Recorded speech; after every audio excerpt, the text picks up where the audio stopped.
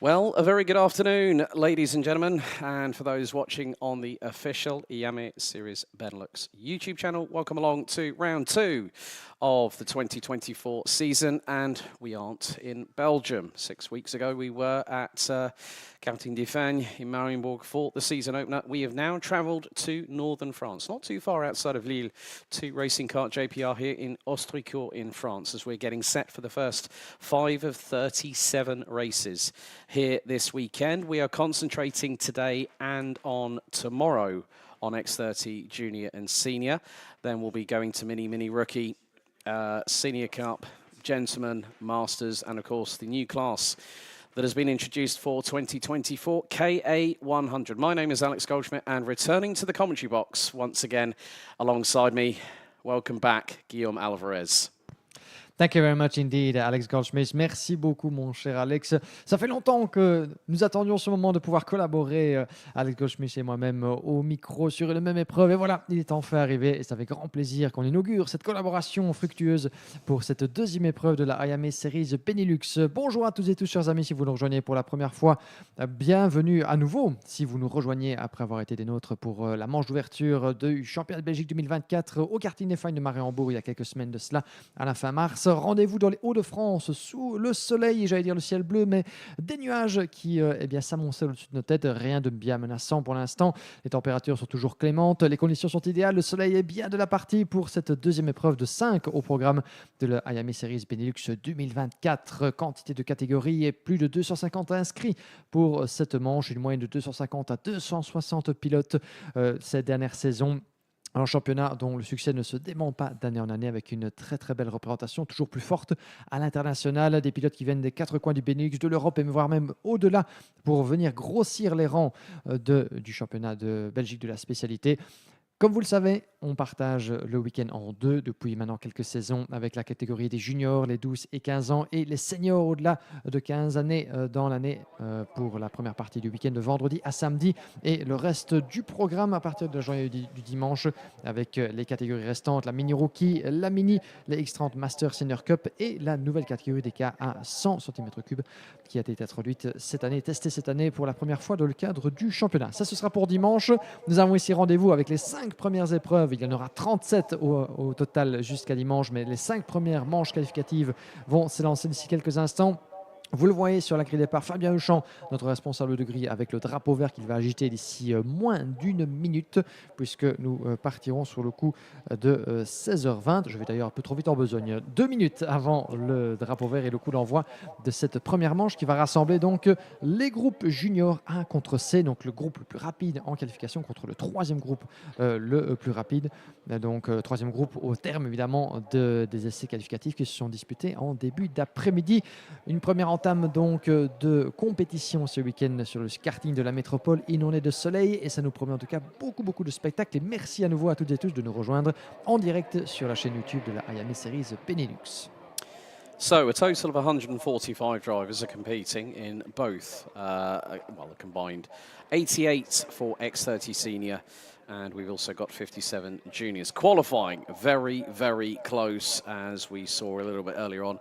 The weather has been really very much on our side. It's set to continue over the course of the weekend, set to hit a high of around 25, 26 degrees on Sunday throughout the majority of the day, but air temperature currently 20 degrees Celsius. All of the qualifying heats, all 5 of them this afternoon, will take place over a duration of 10 minutes plus an additional lap. This circuit here at Racing Kart JPR, 1,450 metres and 15 turns, each with their own subtle characters and nuances.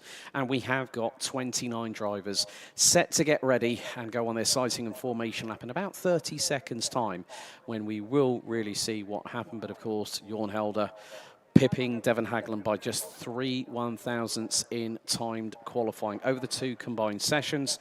So juniors will be over 4 groups, so groups A to D, seniors A to F. And then, of course, we will then have a big old day tomorrow, because it's going to be 20 races. We'll also have the respective finals and who will be the winners at the end of round number 2. Et voilà, vous l'avez entendu, le coup de sifflet, le drapeau vert qui vole, donc qui est brandi ici. On est parti, chers amis. Bienvenue sur le karting de la métropole. Si vous nous rejoignez avec le premier peloton au programme de la journée qui s'élance dans un nuage de fumée, le drapeau vert vient d'être brandi, donc le coup de sifflet également de la part de Fabien Huchamp et les pilotes qui prennent possession du karting de la métropole pour cette première confrontation de la journée du week-end, les groupes A contre les groupes C. Eh bien, je vous propose, mon cher Alex, que nous passions en revue la grille de départ d'ici quelques instants qui va s'afficher sur votre écran. On le disait, une séance qualificative qui a été très disputée et s'élançant en pole position cette grille de départ, eh bien, il s'agit de John Elder qui s'est emparé de sa première pole position dans la catégorie ici dans le championnat de Belgique. Il aura à ses côtés Tate Buckley et c'est un client évidemment puisqu'il s'agit ni plus ni moins que du leader du championnat, Tate Buckley, après l'entame de Mariembourg. Deuxième ligne de la grille de départ, nous avons Arthur de Dunker et Scott Ereli. Troisième ligne, Stig de Radermacher, Timo Rifflar, Arthur Wang et Gianno Sorvillo sur la quatrième ligne. Cinquième ligne, Wouter Berganu et Sam Keluk. Sixième ligne, Henri Carter et Boris Yankev, suivi de Alexandre Mercier, Sébastien Serezov, Finn Albers, Jordi Brockman, Pubensteiger et Mathis Landen sur la neuvième ligne. Dixième ligne, Achille Géraldine et Jake McCaughlin, suivi de Mohamed El Bouzaki, Lucas Metz, Maurice Verheusen, Timothée Laussine, Edouard Godefroy, Hugues Piquillon, Quinten Van Leeuwen, Arthur Matagne et Thijs Van Heus. Un total de 29 pilotes sur cette grille de départ et 2 tours comme d'habitude. Le premier pour mettre les pneus à température, le deuxième pour former la pré-grille. Thijs Van Heus, obviously non-starter in qualifying, looks to be the case here in this opening race of the weekend. Of course, we ventured back to this circuit 12 months ago. Very different weather conditions in qualifying, as Guillaume was telling me a little bit earlier on. It was wet, but now we have perfect conditions for racing. Looks like it's a southwesterly wind of around 15 kilometers per hour. Humidity 60%, air temperature 20 degrees Celsius. There is some cloud cover overhead, but it is not detracting from the fact that the circuit is being bathed in brilliant sunshine. It is going to be the 2x2 rolling start formation with Jorn Helder and Tig Buckley on the front row. It is going to be an absolute cavalcade, and it has been confirmed Thijs Van Heus, a non-starter, as we get ready to go racing here at Ostricourt. Et les pilotes qui, d'ici quelques instants, vont se présenter sur cette grille de départ. Un départ lancé, évidemment, comme de coutume, avec sur la première ligne John Elder et Tate Buckley, le leader du championnat, le pole sitter qui nous vient des Pays-Bas. Les feux s'éteignent. On est parti. Green, green, green.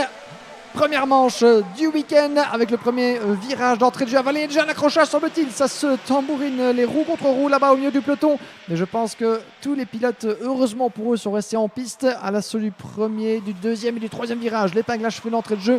C'est ici que les premiers pilotes déjà vont tenter de se positionner. Et déjà un accrochage avec certains qui vont jouer les filets là. Le numéro 54 et son châssis Tony Kart qui a souffert dans l'aventure. J'en ai bien peur. On va revenir sur qui il s'agit d'ici quelques instants, mais regardez-moi ce pare-choc arrière qui a subi quelques dommages en conséquence de cet incident d'entrée de jeu dès le troisième virage. Et drapeau rouge brandi, vous l'avez vu, donc on se dirige d'entrée vers une interruption de l'épreuve.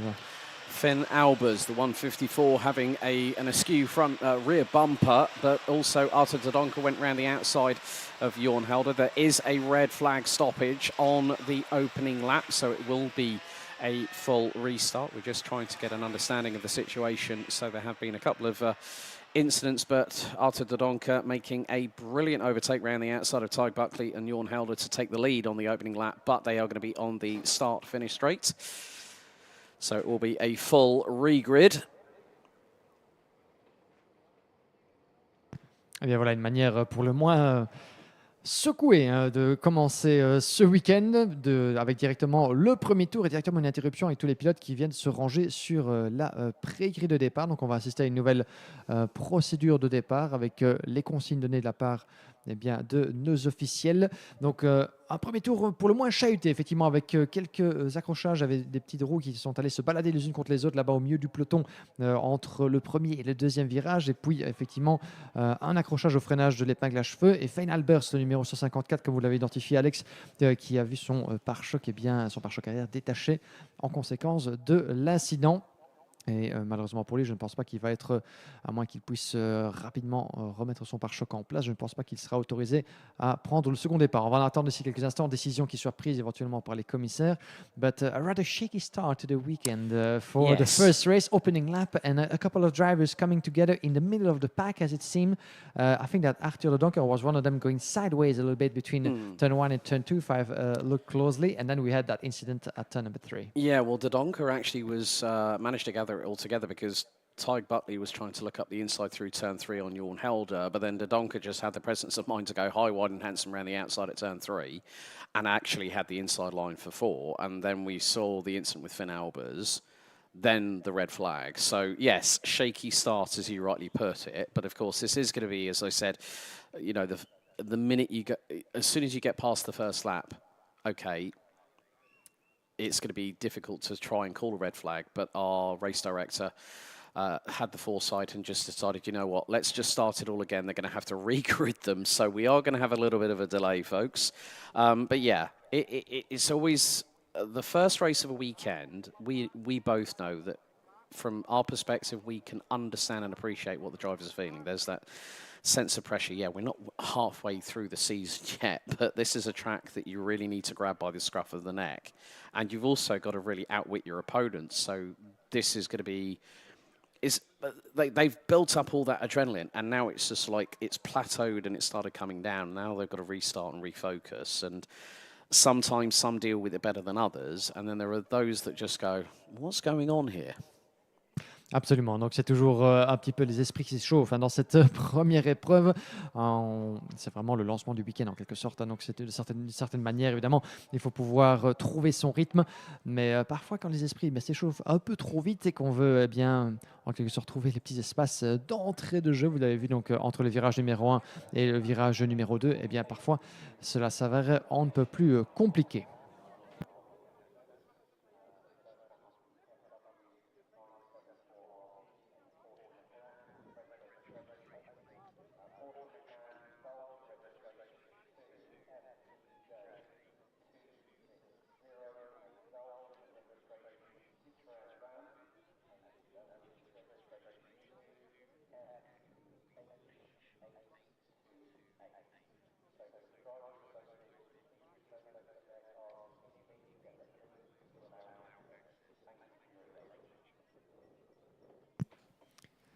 Et voilà, chers amis, donc petite communication de la part de la direction de course également et du personnel du karting ici de Ostricourt, avec effectivement certains véhicules qui se gênent apparemment au niveau du parking. Donc on profite évidemment de cette petite pause pour pouvoir vous faire cette communication. 3 véhicules qui doivent être bougés de leur emplacement actuel. Une Porsche Macan immatriculée FW 974 ou 974 RV, une Porsche Macan immatriculée de FBG 260 et une Citroën, un van Citroën immatriculé de FBH 828, 2 véhicules belges et un véhicule français.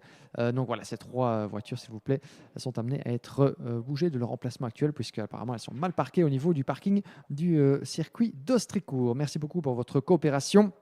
Ça arrive parfois évidemment d'avoir ce genre de petits désagréments ici, donc vous n'avez pas l'occasion de le voir évidemment, mais voilà, des petites communications qui doivent être passées en espérant que les propriétaires des véhicules concernés puissent nous entendre. Comme vous le voyez ici, la grille de départ a été replacée dans son ordre. On va voir, je pense que comme un seul tour vient d'être complété, et bien donc ce sera l'ordre de départ qui va stipuler donc l'emplacement de chacun sur cette grille, et dès que les officiels seront en place également, ainsi que les commissaires de piste, le feu vert pourra à nouveau être donné. Et je pense même que, si j'ai bien vu, un des mécaniciens, je pense que c'était le mécanicien justement de Finn Albers, qui semble-t-il se frayait un chemin sur la grille pour pouvoir sans doute porter réparation aux cartes de son pilote. On va voir si Finn Albers demeure en piste, s'il a reçu le feu vert de la part des officiels pour reprendre part à cette épreuve. J'imagine que le choc au niveau de son pare-choc arrière ne devait pas être trop grave, dans le sens où ça s'est détaché relativement vite, mais semble-t-il un petit coup, un peu d'huile de coude, quelques outils, etc. Et sans doute cela deviendra bien vite de l'histoire ancienne. Donc on verra si Finn Albers va pouvoir reprendre sa place dans la ronde. D'ici quelques instants, le peloton qui va repartir avec, on vous le disait, et d'avance nos excuses, un léger décalage donc dans l'horaire des prochaines épreuves. compte tenu donc, de cette situation, ce drapeau rouge d'entrée de jeu avant même la fin même du premier tour. Je pense que de mémoire récente, je ne pense pas avoir déjà vécu un drapeau rouge aussi spontané dans une épreuve de ce niveau. Mais voilà, comme quoi tout arrive, mon cher Alex. I don't think I've ever myself lived that kind of situation before the end of an opening lap, having a red flag of that magnitude. Yeah, I think the same could be said for myself, of course. For those folks wondering, it is going to be a single. It's going to be a single formation lap, so they're going to let them go, get around the circuit, get them back into the tram lines, and go again.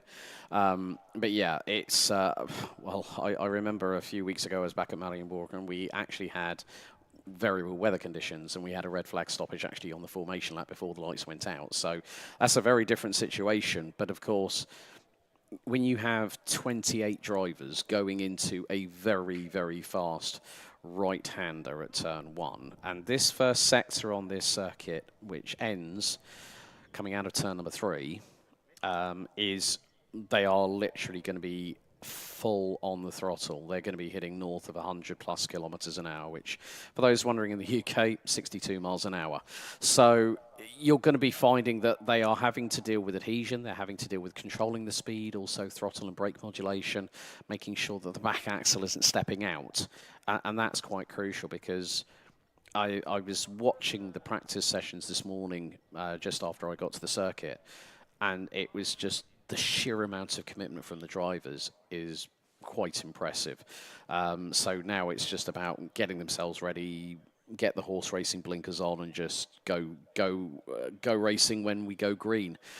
So it is going to be interesting whether Dodonka might be able to do exactly the same thing.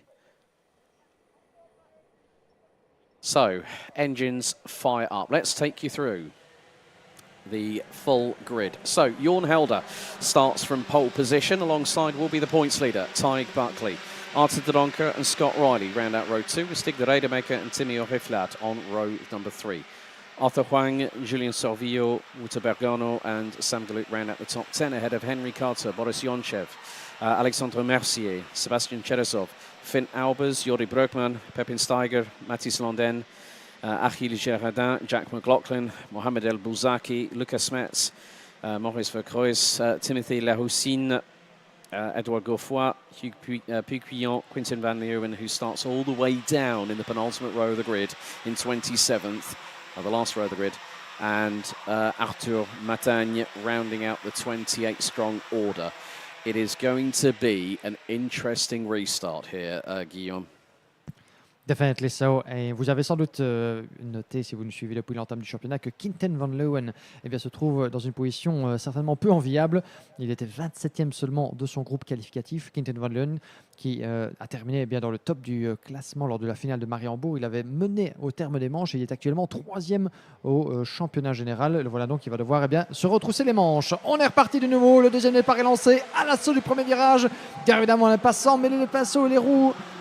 Pour ce deuxième départ, ça part bien pour Arthur Wang, le pilote VDK qui se retrouve au cœur du peloton, alors que devant, déjà, ça se bouscule les coudes. Tate Buckley qui a pris l'avantage à Boutil, mais qui va perdre la tête. Il y avait 3 de front, d'ailleurs, dans l'épingle du virage numéro 3. C'était relativement serré. Et un des pilotes là-bas qui a dû couper court dans le virage numéro 4. On va essayer d'identifier de qui il s'agit. C'est le numéro 128 là-bas qui a été pris dans le Baudra. C'est Timmy Oriflar, malheureusement, le jeune pilote belge, qui s'est retrouvé dans le Baudra et qui n'a eu d'autre choix que de passer dans l'herbe et qui va perdre pas mal de positions. Well, it looks like it's Fusion Motorsport colours 1-2 at the minute. Arthur Dodonka, not only on the first start, did around the outside at turn 3, he actually went up the inside through turn 1, but now is in 5th position. Buckley's in 3rd, so it looks like we're going to have an interesting, I think Stig de Rademaker's made up a couple of places at the moment as they're coming through in towards the chicane at turns 13, 14, now through 15. Opening lap has been completed. Jorn Helder leads. De Rademaker has made up 3 places and now is the cork in the bottle. Buckley, Riley, Dodonka round out the top 5. And that's a bit wide going into turn 3 from Jorn Helder, whereas Scott Riley's trying to go round the outside of Tig Buckley and makes it through at turn number 4. Great move there by the 175 from Victory Lane. Superbe dépassement effectivement du numéro 175 Scott Riley sur Tate Buckley pour la 3e place. 4 pilotes dans la même image. Là-bas dans l'enchaînement au milieu du circuit, le virage numéro 7-8 et avant la chicane où nous nous trouvons 9 et 10. et le freinage appuyé de la deuxième épingle du tracé, le virage numéro 11. Et par l'extérieur, c'était très très serré là-bas et c'est passé pour le perfecting lane. Et Tide Buckley là-bas qui s'est fait un petit peu chahuter, semble-t-il, juste derrière. On va y revenir d'ici quelques instants. La dernière chicane du tracé et un nouveau tour de complété dans cette première manche. 1 contre C, il reste 8 minutes au compteur, plus un tour, on vous le rappelle. Alors que devant John Elder, a creusé l'écart, presque 1 seconde avant sur stick de radar marker Scott Rayleigh. Tate Buckley 4e devant Arthur de Dunker, Henry Carter. Ils sont 3 roues dans roue. On va suivre ça de très très près. À la corde, ça tente de passer à la corde pour Scott Rayleigh sur de radar marker. Et c'est passé ou presque pour le pilote Victory Lane qui doit contrer les assauts juste derrière de la part de Dunker, semble-t-il, et Scott Rayleigh dans le mix. Donc voilà, ça commence un petit peu à se chahuter en tête de cette épreuve. Et ça fait évidemment les affaires de notre leader, le pilote néerlandais John Elder, qui n'en demandait pas tant pour creuser l'écart. Regardez ça, ils sont littéralement à 3 de front avant la chicane. Et c'est passé dans un trou de souris, je pense, pour Scott Rayleigh. Incroyable, mon ami Brev. But Scott Rayleigh has definitely got the elbows out and well and truly sharp. And Stig the Rademaker back up into P2. Arthur de Donker actually has dropped outside of the top 5. Arthur Wang, and I think that might be Henry Carter, might have made, well, or it could be Bergano actually in the 34 as they come across the line. Jorn Helder leads now by 2.2 seconds ahead of the Rademaker. Buckley in 3rd, Riley 4th, Carter up to 5th. Bergano, de Donker ran at the top 7, Salvillo, Yonchev, Huang drops down to round at the top 10, but look at the scramble. It's 3 wide going into turn number 4. Looks like the Rademaker's lost 2nd and dropped to 5th. Buckley's 2nd now. Riley's right with him, and so is also Henry Carter. So again, it was 3 wide coming into the chicane, and that's one on top of another. And that is going to be the 199 of Arthur de Donker, and that is a Fusion Motorsport coloured kart underneath his back axle. Et voilà, 2 pilotes qui malheureusement viennent de se monter dessus, entre guillemets, malheureusement, et ça va provoquer sans doute un double abandon. En tout cas, on va en avoir confirmation d'ici quelques instants, mais je pense que effectivement nous avions Wouter Berganu là-bas et Gian Sorvillo, semble-t-il. On va refaire le point alors qu'il repasse devant notre cabine. Toujours John Elder qui mène. C'est effectivement Arthur de Donker là-bas que l'on a perdu. On a perdu de vue totalement. Yeah, Stig the Rademaker is the other driver that was involved. I thought that might have been the case, but now Henry Carter has just got through on Scott Riley through turn number 3. So the 163 now up to 3rd. Effectivement, confirmation que les 2 pilotes qui ont été pris dans cet accrochage là-bas, Stig de Radermacher et Arthur de Donker. De Dunker, donc, qui la saison passée sur les couleurs de Victory Lane était monté sur le podium en finale, vous vous en souvenez sans doute, mais qui démarre de la pire des manières son week-end, tout comme Stig de Radermacher, qui se retrouve donc en queue de peloton. Je pense même que ce sera l'abandon pour les deux, effectivement, et qui rejoignent Thijs Van Heus, qui n'avait pas pris le départ de cette épreuve. John Elder, pendant ce temps-là, n'en demandait pas tant pour creuser l'écart, tenter plus. 2 secondes 7 pour l'instant sur Tate Buckley, Berganu, Boris Jonkev, Sam Gulik, Quinten Van Leeuwen et Arthur Wang. Remontée incroyable, Quinten Van Leeuwen, 18 positions jusqu'au 9e rang. Alors qu'on est ici 19 en ce moment. 19, effectivement, bien vu Alex, incroyable remontée, donc une vitesse de pointe absolument exceptionnelle de la part de Quinten Van Leeuwen qui a pris l'avantage sur Arthur Wang, alors que devant, eh bien, ça continue de s'observer, de se batailler ferme également entre Tate Buckley, Henry Carter et Scott Rayleigh. Well, Scott Riley is actually having to fight with Henry Carter for 3rd place as they've just come through turn 7, now into the right here at 8 before the chicane at 9 and 10.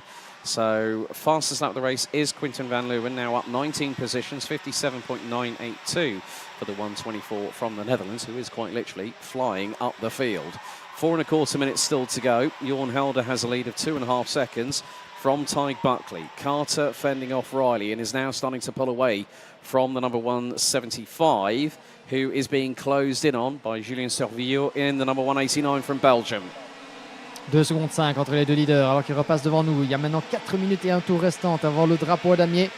Pour l'instant, course gagnée pour le pilote néerlandais Tate Buckley, séparé par 9 dixièmes sur Henry Carter. Pour l'explication avec Scott Rayleigh, on va suivre la bagarre là-bas avec le numéro 34 à votre écran. Il s'agit de Wouter Berganu qui met la pression sur Quinten Van Leeuwen. Van Leeuwen qui vient de se frayer un passage, une place de plus, 21 positions de gagné pour Quinten Van Leeuwen, le pilote avec le casque orange là-bas, en roulant son châssis Falcon dans l'enchaînement du virage 7 et 8. La chicane, quelle superbe démonstration de pilotage en tout cas de la part de Quinten Van Leeuwen qui est en train de revenir du diable Vauvert depuis le fond du classement. À la corde, ça passe magnifiquement pour le 189. C'est Gian Sorvillo qui vient de prendre l'avantage sur le 160 Henry Carter. Donc ça commence à remonter également. Loin derrière John Elder, mais certains de ses poursuivants se placent pour les premiers accessites. Les voilà qui repassent sur notre cabine. John Elder bien loin devant. Tate Buckley toujours installé en deuxième position. Il s'est pour l'instant façonné un petit matelas d'avance. Le pilote en deuxième position, vous le voyez là-bas avec son châssis Tony Kart. Scott Riley juste derrière, poursuivi par Julian Sorvillo le 189. Henry Carter et Quinten Van Leeuwen le numéro 124. À suivre évidemment puisque Quinten Van Leeuwen est en train de mener son châssis Falcon vers les places d'honneur après avoir démarré depuis les tréfonds du classement. Rendez-vous compte, il a 3 positions, 3 pilotes à encore aller chercher. Ça pourrait être d'entrée de jeu la remontée du week-end pour Quinten. That will be an absolute storming drive. He's got 2.5 minutes plus an additional lap, and Quinten Van Leeuwen is eating up opposition, and he's just sent it through at turn 11. That is 22 places gained, and he's not done yet because he's got Sorvillo and Scott Riley. Scott Riley has actually dropped behind Sorvillo, and now, well, if Van Leeuwen gets past the pair of them, as we go on to lap number 9, he's got an opportunity to maybe even close in on Tate Buckley and maybe even get second. What a run that would be, and he's going to try and go for 2 for the price of 1. Up the inside through at turn number 3 goes Van Leeuwen on Carter. That is 23 places gained. He's now running strong and running P4, and Sorvillo's just looked and gone, I didn't expect him to be behind me. Et un nouveau dépassement, un de plus dehors l'escarcelle de Quinten Van Leeuwen qui a pris l'avantage sur Scott Riley pour la 4e place. Et Julian Sorvillo donc qui est le prochain, même si les deux sont du même team, même châssis. Il va falloir la jouer placée, évidemment pas question de mettre au bac un potentiel bon résultat pour les deux. Mais quelle remontée en tout cas, 22 places de gagné pour l'instant pour Quinten Van Leeuwen, un peu plus d'1 minute et un tour du drapeau d'Iame dans cette première épreuve. Dominé de la tête et des épaules par John Elder, le pilote néerlandais. Un petit coup d'œil dans ses rétros, c'est Tate Buckley en 2e position. Et comme j'avais dit Alex, eh bien, au rythme où il va, Quinten Van Leeuwen pourrait pourquoi pas donner des surfroides à Tate Buckley, le pilote irlandais. En vue de l'arrivée, le voilà qui prend l'avantage. Un petit coup de frein, c'était joliment fait de la part de Quinten Van Leeuwen qui se défait sans coup férir de son équipier. Julian Sorvillo donc repasse en 4e position. Quinten Van Leeuwen est désormais sur le podium entre guillemets de cette manche qualificative. Et si les deux la jouent intelligemment, ils vont se pousser mutuellement. Pourquoi pas aller chercher Tate Buckley, à condition évidemment que Gian Sorvillo puisse résister au retour potentiel de Scott Riley, puisqu'il n'a pas dit son dernier mot, le pilote Victory Lane, dans la foulée du pilote au casque jaune, dans l'épingle du virage numéro 11. Mais en tout cas, superbe démonstration de pilotage de Quinten Van Leeuwen qui est encore fin, pourquoi pas d'aller chercher Tate Buckley en 2e place. Right, I've just seen a green flag wave, so there is a yellow probably at turn 11. But Van Leeuwen now is 3rd and is, get this, 0.6 of a second. It looks like Mohamed El Bouzaki might be the cause of the yellow flag, as we have got the timer expiring. Scott Riley up the inside of Sorvillo through turn number 3. Quinten Van Leeuwen across the line was 0.6 behind Tate Buckley. That gap has been literally decimated. Look, he's less than a kart length behind coming out of turn at number 7. So it's going to be the run, I think, to turn 3 that Quinten Van Leeuwen is looking for. When we saw the move on Sorvillo, as you said, he was hard on the brakes, back end stepped out to the left-hand side. Levens is on the tarmac, but he was in full control. I don't think it's going to be turn 3. I think it could be turn 1, as they're about to come out of the chicane and go through turn number 15, as we are now on our final lap in this opening heat of the weekend. Et voilà Quinten Van Leeuwen qui tente dès le virage numéro 1. Waouh, superbe passe d'armes entre les deux. C'était très risqué de la part de Van Leeuwen. Ça passe quasiment à fond évidemment dans cette première courbe. Il va tenter une deuxième fois au freinage de l'épingle. Mais évidemment, Tate Buckley l'a vu venir, il croise la trajectoire et c'est fait. Non, Tate Buckley qui résiste. Superbe foire d'empoigne entre les deux. Nous n'en sommes qu'à la première manche, messieurs. Pas de risque à considérer. Et pourtant, elle continue, ça se touche. Léger contact là-bas. Je pense que Tate Buckley est parvenu à conserver la trajectoire. Mais Van Leeuwen résiste et résiste. Il va continuer d'attaquer jusqu'au bout du tour. Et attention au retour de Scott Riley, puisque ça pourrait profiter également. Et ça passe pour Scott Riley, le pilote Victory Lane. Dernière tentative peut-être, l'épingle du virage numéro 11. Scott Riley qui pourrait tenter également de s'infiltrer dans l'écart. Sorvillo également qui se met dans la bagarre, mais ça reste devant pour Van Leeuwen. Le drapeau d'Iame pour l'instant qui est brandi. La victoire pour John Elder Qui va terminer deuxième? Tate Buckley, qui va conserver cette deuxième place de justesse. Quinten Van Leeuwen qui doit se contenter de la troisième place. 24 positions de gagné pour le pilote Falcon qui sera passé à rien de cette deuxième place, mais ça aurait pu vraiment tourner vinaigre dans ces derniers instants. What a way to kick off the first of 37 races this weekend. Incredible performance from Quinten Van Leeuwen, 27th to 3rd, and was gunning for 2nd. Tried to get the crossover on Tige Buckley, but whilst they were squabbling, there was one driver that got away with it, got away into the distance. That was Jorn Helder, winning after 12 laps by nearly 5.9 seconds. Great performance by the 167 from the Netherlands. Tige Buckley takes 2nd ahead of Quinten Van Leeuwen. Julian Sorvilleux and Scott Riley round out the top 5 ahead of Boris Yonchev, Arthur Huang, Henry Carter, Alexandre Mercier and Mute Bergano rounding out the top 10.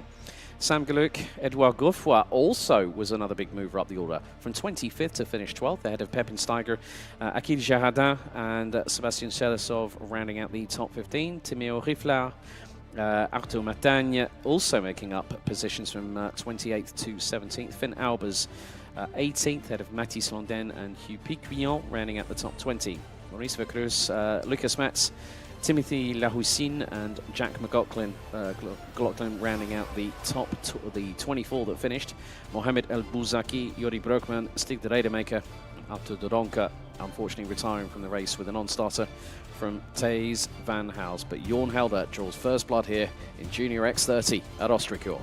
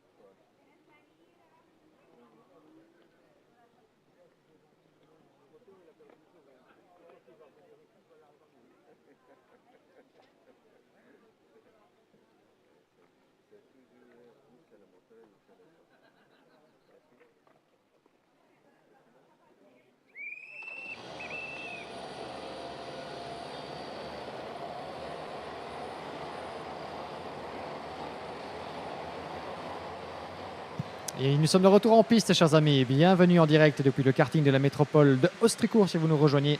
Bienvenue dans cette superbe et verdoyante région des Hauts-de-France pour la deuxième épreuve de la Iame Series Benelux. On est parti donc pour cette deuxième des 5 premières manches au programme du week-end, toujours pour la catégorie des juniors B contre D, après le récital entre le A et le C. La grille de départ pour cette deuxième des 37 courses que nous aurons au programme, avec Devon Hagelen qui s'élance en pole position de cette épreuve. Il n'est pas parvenu à réaliser la pole position générale, mais le deuxième plus rapide de tous les chronos entremêlés au terme des essais qualificatifs. Il aura juste Mulder à ses côtés, Louis Baziré et Didier Kreft sur la deuxième ligne de la grille, suivi de Danny Bourse et Jan Mulder sur la troisième ligne, Aaron Wedar et Senami quatrième ligne, cinquième ligne Manu Charbonnier et Eva Dorenstein, sixième ligne nous avons Anthony Bogarts ainsi que Fares Jalil, septième ligne Nils Lolor et Raphaël Bourlard, les noms Enrique et Aurelio Gustinelli sur la 8e ligne, suivi de Moritz Moore et Luca Pellizzari. Bing van der Scheiden et Mel Taylor suivent sur la 10e ligne. Et en dernière partie de grille, nous avons Gil Hunting, Fabio Angota, Nathan Best, Maxime Lenders, Lorenzo Notarigo, Viggo Munz, Félix de Decker et Sacha Duquet. Un total de 28 pilotes sur cette grille de départ. So, another exciting race on the cards here. Of course, the first race didn't get underway first time as we'd hoped, but now we're getting into that race zone whereby that first Junior X30 heat was an absolute classic and a great way to start off the weekend. And you can bet your bottom dollar that these drivers were keeping a keen eye on who to look out for this weekend. But it is going to be pretty interesting when we see the front row, Devon Hagelen, and then you've got one of the rookies, Juice Mulder, who has improved quite significantly in the last couple of years or so, and now moves up to juniors and really has an opportunity to prove a point, saying, I'm not here just to make up the numbers, I'm here to compete against the very best. Definitely so, as Devon Hagelen now wearing the colors of Fusion Motorsport, starting from pole position as a former pole sitter and a former contender of the mini categories, jumping to the juniors as well. Devon Hagelen, voyons voir ce que le pilote néerlandais va pouvoir nous faire depuis la première ligne de la grille de départ. Il a son compatriote de Juste Mulder derrière lui, avec Louis Baziré et Didier Kreeft, ainsi que Danny Boers. 4 pilotes néerlandais dans le top 5 de cette grille de départ B contre D. Un départ comme toujours lancé, les feux s'éteignent, on est parti, go go go. À l'assaut du premier virage, c'est un excellent envol de la part de Devon Hagelen par l'extérieur, tente de passer Juste Mulder, c'était très serré là-bas, Gare à ne pas s'emmêler les roues comme d'habitude, ça s'est bien passé ici contrairement à la première épreuve, alors que le premier freinage appuyé, c'est là que la différence peut se faire ou que tout peut mal se passer pour certains des protagonistes de la queue de peloton. Ce coup-ci, rien à redire, excellent envol de la part de notre pole sitter Devon Hagelen. Juste Mulder en pleine bagarre là-bas avec ses poursuivants. Mais jusqu'ici, tout se passe bien. Voilà votre poleman et leader, Devon Hagelen, qui s'est donc sorti sans trop de dommages du premier secteur. It's actually Louis Baziré, the 126 that has moved up to P2. Juste Mulder is actually a little bit further back, is outside of the top 5 or just within reach of the top 5. So you're going to have the likes of Didier Kreeft, Jan Mulders, Danny Boers, Senna Meunier, not too far behind either. But what we're seeing is not quite a repeat with Jorn Helder in the opening race. Devon Hagelen leads after the opening lap by just over 5.5 tenths of a second. Louis Baziré being pressurised by Senna Meunier, who's moved up 5 places from 8th on the grid, P3. Didier Kreeft, Danny Boers, Juste Mulder drops 4 places to 6th ahead of Manuel Charbonnier, Jan Mulders and Eva Dorrestein ran at the top 9 with Fares Jalil up 2 places to P10. 5 dixièmes de seconde entre Devon Hagelen et le pilote en deuxième position, Louis Baziré. Troisième place pour Senna Meunier devant Didier Kreeft et Danny Boers, votre top 5, alors que les pilotes du peloton ici dans l'extérieur du virage numéro 8, l'enchaînement de la chicane, les virages 9 et 10. Chicane qui a vu par le passé bien des dommages. C'est un de ces endroits du tracé où on peut faire la différence. Juste avant le freinage plus appuyé du virage numéro 11. Et la deuxième chicane en légère descente là-bas. Même si ça ne se voit pas forcément à l'écran.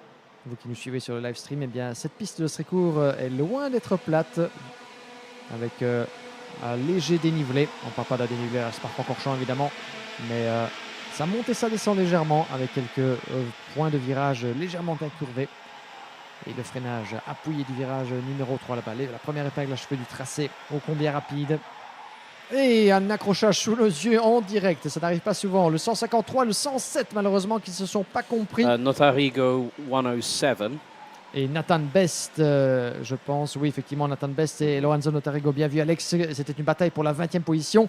Et ça s'est retrouvé un petit peu eh bien, à l'envers dans le bac à gravier. On revient avec les protagonistes de tête là-bas. C'est dans le top 10 que ça se bouscule dans le virage numéro 11 à la corde. Et c'est le pilote du team RSD qui vient de prendre l'avantage là-bas. Et ça se tamponne d'ailleurs. C'était, je pense, le numéro 147 si je ne m'abuse. On y reviendra d'ici quelques instants. Un nouveau tour de bouclé. 7 minutes et un tour restant avant le drapeau à damier. Yeah, it looked like it was actually Senna Meunier that dropped behind Didier Kreeft. Manuel Charbonnier now has got past Juste Mulder, who was actually right behind Didier Kreeft at that point. As you're now going to see a few overtakes, and there goes Mulder up the inside of Charbonnier through turn number 3. Danny Boers in the 147 not too far behind, nearly side by side through turn 4. And this is where things get technical, folks, and don't tell me it's nearly going to be 3 wide into turn 6. It nearly was, but someone has gone off. I think that's Charbonnier in the one, and it is the 143, spins around backwards 180 and just kisses the barrier with the rear bumper. Ouais, pas de chance pour Manuel Charbonnier là-bas qui a été pris malheureusement dans un petit accrochage. Ça a été très rapide, hein, pas bien vu, c'était le résultat d'un roue contre roue ou une faute de pilotage, mais quoi qu'il en soit, Manuel Charbonnier s'est retrouvé contre le mur et a perdu donc une pile de position dans l'aventure. Donc on devra revoir ça, mais en tout cas ça ne s'est pas compris dans cette bataille au cœur du peloton. Donc Manuel Charbonnier qui était en 5e position vient de faire les frais et il vient de retomber d'ailleurs en 21e position. Donc décidément le scénario du pire, voire même en queue de peloton pour Manuel Charbonnier qui ne cesse de dégringoler dans la hiérarchie. On revient avec le numéro 166, Eva Dorrestein, une des finalistes du concours Girls on Track de la FIA la saison précédente et qui a terminé meilleur pilote féminin de la première manche de Mariembourg. Et parmi les meilleurs rookies également, Eva Dorrestein qui a son mot à dire dans ce peloton et en 6e position pour l'instant. Une très très belle remontée pour Eva Dorrestein, la pilote néerlandaise, aussi Tony Kart. À 5 minutes et un tour de la conclusion de cette épreuve, toujours dominé par Devon Hagelen devant Louis Bézaret. Et vous voyez Eva Dorenstein là-bas à la poursuite de Just Mulder en 5e position. Yeah, we've lost Maxime Linders on the opening lap. Notarigo also on lap 2. Lap 5 has just been completed, and Devon Haglen leads by nearly 1.4 seconds ahead of Louis Baziré, who is also about a second ahead of Didier Krieft, who's become the proverbial cork in the bottle, so to speak. Jan Mulder's actually got past Eva Dorrestein just one lap ago, coming through turn number 3. So the 166 from the Netherlands, she drops down to 7th, but it's getting a bit feisty at the front end of the field, because we've got a great battle here between Just Mulder and Senna Meunier for 4th place. Meunier was up into 3rd, but lost a couple of spots. From 3rd and dropped down to 5th, and now is chasing down the 127. Effectivement, la belle bagarre là-bas pour l'instant entre Just Mulder et Senna Meunier. C'est pour le gars de la 4e place entre le pilote Victor Lane et le pilote RS des karting à la chicane. Et attention également avec Eva Dorenstein qui tente de s'immiscer dans la bagarre. Eva Dorenstein avec les couleurs blanches et vertes du châssis Tony Kart qui tente de se frayer un chemin là-bas depuis... Eh bien, pour l'instant, la 9e place. Elle a perdu un petit peu dans l'aventure. Eva Dorenstein devant Anthony Bogart, c'est derrière Nils Lolour. Vous la voyez d'ailleurs au freinage de l'épingle numéro 3. Eva Dorenstein qui est poursuivie par un bon paquet de pilotes et qui vient de se faire tasser légèrement à l'extérieur du virage numéro 3. Dorenstein un petit peu, pour l'instant, dans notre sale drap pour l'instant. Elle va devoir fermer la porte avec la pression sur les épaules par rapport à plusieurs pilotes qui tentent de se frayer un chemin. Anthony Bogart, Fares Jalil, Aaron Ueda, Raphaël Bourlard sont quelques-uns de ses poursuivants là-bas. Et ça se bat pour une place au sein du top 10. Mais ça ne va pas être en tout cas chose facile pour Eva Dorenstein. À la sortie de la chicane dans le virage numéro 11 là-bas. Alors que derrière, ça tente également de se placer. Nice Lolo, Danny Bourse en pleine bagarre. À 3 minutes 13 secondes et un tour de la conclusion de cette épreuve qualificative. Devon Hagelen qui mène toujours avec 1 seconde 6 avance sur Louis Baziré et Didier Krieft en 3e position. Didier Krieft has just put in the fastest lap of the race, 57.730, and is catching Baziré. About just under 0.8 of a second separate P2 and P3. Side by side into turn 3 again, and it's 3 wide coming out of the exit. Someone nearly ends up doing a Valtteri Bottas, as in cutting the grass with the front of the vehicle at the Red Bull Ring a few years ago, back in 2020. But 25 of the 28 starters are still running. Lennon Henriquez in the number 117, who started 15th, now 25th, and is the last runner out on track. But some great battles. And we are seeing quite a few opportunities coming through out of turn number 11, as that's the Charles Leclerc chassis going a little bit wide and bumping over the outside curbing, and that can unsettle teeth as well as the cart underneath you. But I think, well, Didier Krieft is catching again Louis Baziré. That gap is slightly coming down, but it's not at the point where Baziré feels threatened by Didier Krieft. Non, certainement pas, en effet, avec une grosse pression toutefois de la part des 3 pilotes derrière. Avec le casque orange là-bas à la sortie du virage numéro 3. Devon Hagelen qui a pendant ce temps-là augmenté son avantage. 1 seconde 9 pour le pilote leader que nous avons dans la chicane là-bas. Ici à l'image, le pilote en 2e position, Louis Baziré, le pilote français. 3e place pour Didier Krieft. C'est déjà séparé par à peine 6 petits dixièmes. Just Mulder en 4e position dans la chicane là-bas avec le casque vert. Poursuivi par Senna Meunier, qui a gagné 3 positions, de la 8e à la 5e place. Il repasse devant notre position. On refait le point sur les écarts. Toujours 2 secondes 2 désormais d'avance pour Devon Hagelen et Louis Baziré. Il écrive Just Mulder, ça ne bouge pas en tête du peloton, mais attention à Just Mulder, sous la pression là-bas de Senna Meunier. Est-ce que Meunier va pouvoir se glisser à l'avantage? And that's Didier Krieft passed on Louis Baziré. Et voilà, 2 coups sur coup, 2 duels effectivement dans la même image, avec un beau dépassement, un qui est passé, avec Louis Baziré et Didier Krieft, et l'autre entre Just Mulder et Senna Meunier qui attend peut-être de nous délivrer sa conclusion. I always like it when you get multiple moves into the same corner, because you know that the person from behind has had all that slipstream coming out of turn 15 through turns 1 and 2, and then they can line it up very, very nicely. And already going into turn 11, Just Mulder is defending from Senna Meunier. We're going to go on to effectively our penultimate lap now, as Devon Hagelen is now starting to stride away. That gap is going to be north of 2.5 seconds. Hagelen across the line onto lap number 11. Gap is now 2.6 seconds and rising as Kart has pulled away from Bazire to the tune of just over 2.2 tenths of a second. Jules Mulder is not out of the woods yet because Senna Meunier is right on his rear bumper.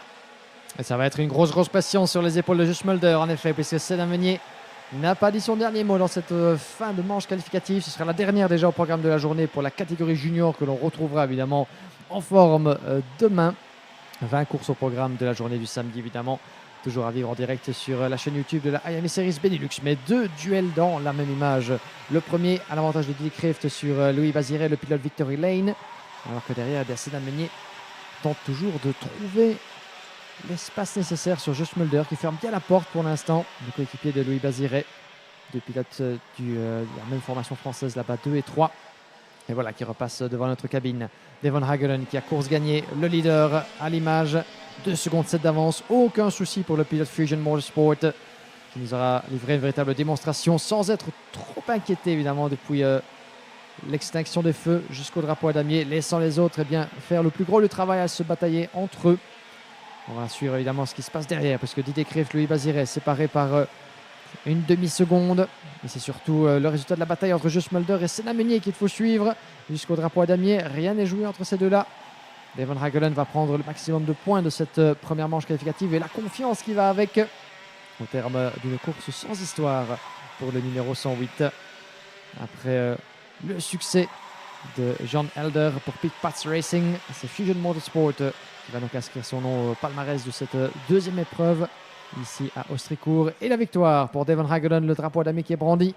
Victoire pour Hagelen, deuxième place et un doublé pour Fusion Motorsport, Didier Kreeft et Senna Meunier qui a pris l'avantage non seulement sur Jules Mulder mais aussi sur Louis Bazire. Eh bien, de la 5e à la 3e place pour Senna Meunier en l'espace d'un dernier tour.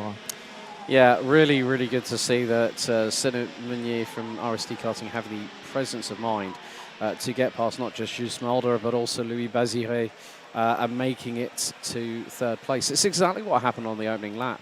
Meunier made it up from 8th place to P3 on the opening lap.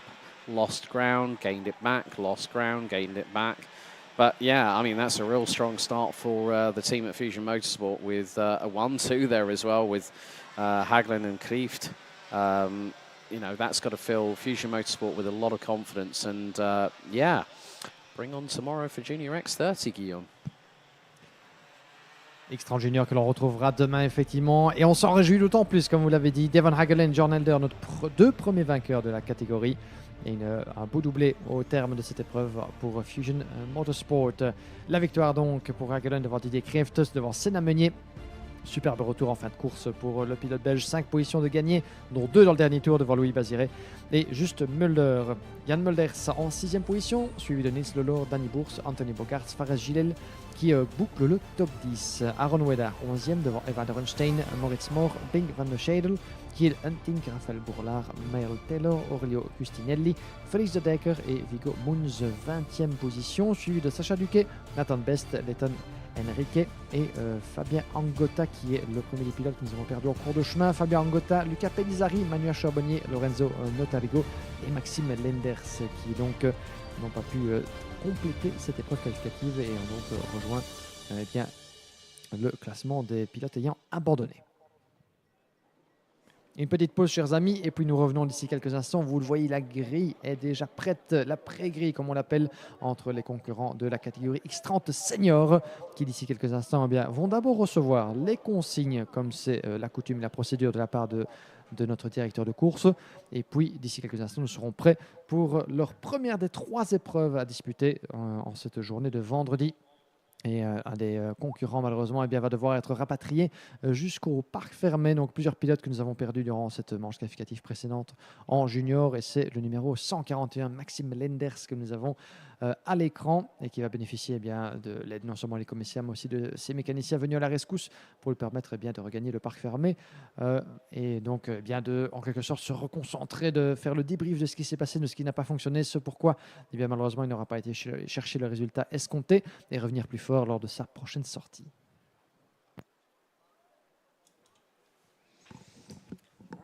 That's working really well. Yeah. It's like literally, we know where, like, I thought, once we've got the first 2 races in the bag, like, bang. That's what they want. Yep.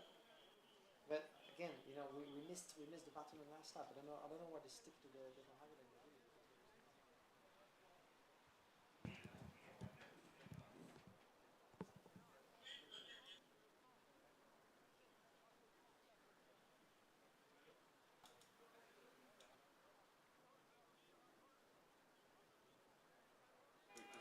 Test, test.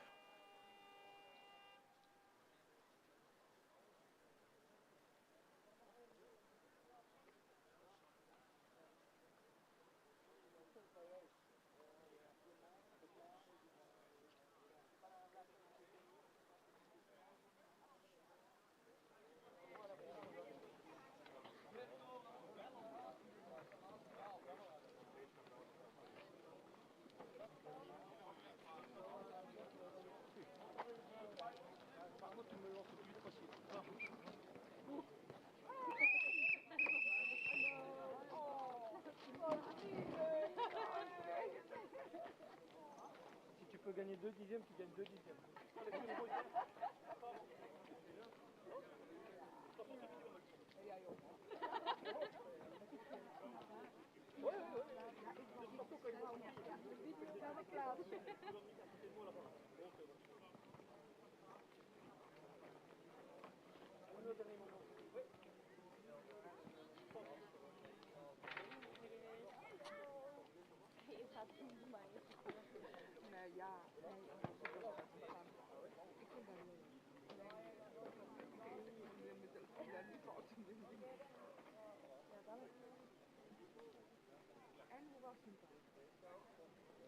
Was nog wel verrassing, hè? Ik heb bijna verklapt, hoor.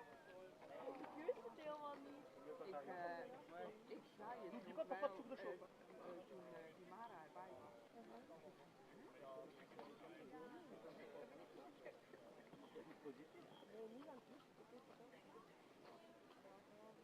Ja, we hadden het altijd niet van mijn telefoon in de app en zo, toch? Als ik dan zag, oh nee, want als we 40 minuten naar Parijs gereden en 40 minuten terug. Helemaal voor de zus gezien, maar ik heb het terug. Ik heb al die goodies terug.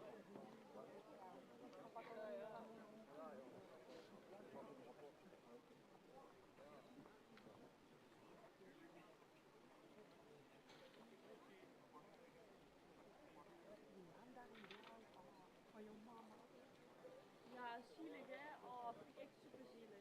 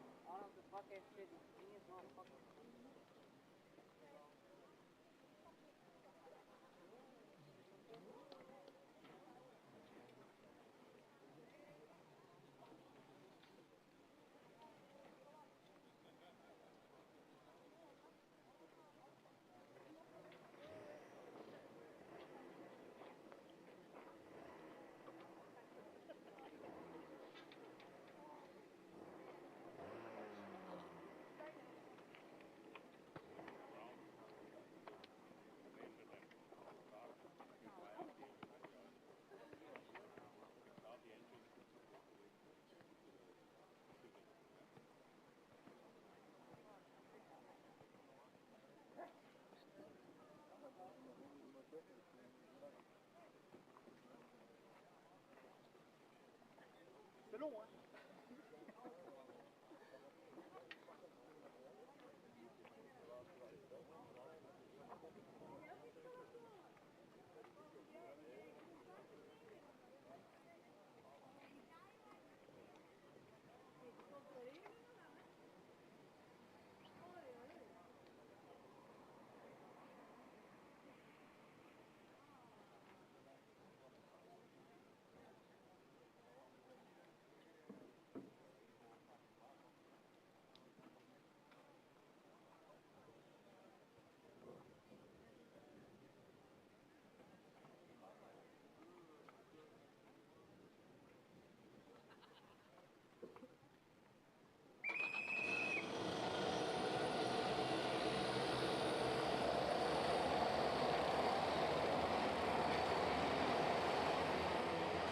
Now time for the first of 3 qualifying heats this afternoon for Senior X30. It's Heat 1, A versus D. Let's have a look at the starting grid. Sam Balota will start from pole position. Simon Lacroix will be alongside on the front row. Just behind him on row 2 will be Noah Maton and Marcus Guillaume. Thierry Guinard and Luca Moulin round out the top 3 rows ahead of Sascha Van Pombos, Thibaut Gelad Mikavos and Milan Marczak rounding out the top 10. Clément Massot has not passed the timing beam. Might have been late to pre-grid, I'm hearing, due to start on the inside of row number 6. Henk Verbeek will be on 12th place, ahead of CJ Bennett from Ireland, with Luca Montebello from Belgium rounding out the top 7 rows. Mies Muller and Raffaele Santocorno round out row 8, with Edin Spanswick and Niklas Simic rounding out row 9. James Bursard and Kenneth van der Morkerke round out the top 20, with Ayrton Berg, Tess Verschoor, Rafael Dow, Kevin Bakker, Kane Ince, Matteo van der Kerkhofer, Sibe Weimer, Ollie Meurs, Cillian Wiffels and Ellie Dax rounding out the 30-strong grid. Of course, Balota has been the tour de force in the opening round 6 weeks ago, and now he's starting to really gain that momentum. Et on est parti désormais pour la classe X30 Senior avec Sam Balota qui va donc s'élancer en pole position. Sam Balota qui s'est avéré donc le plus rapide dans l'exercice de la qualification. Lui qui avait terminé la saison précédente le championnat de Belgique en 4e position. Sam Balota avec une pole position à son actif. C'était lors de l'entame du championnat à Mariembourg.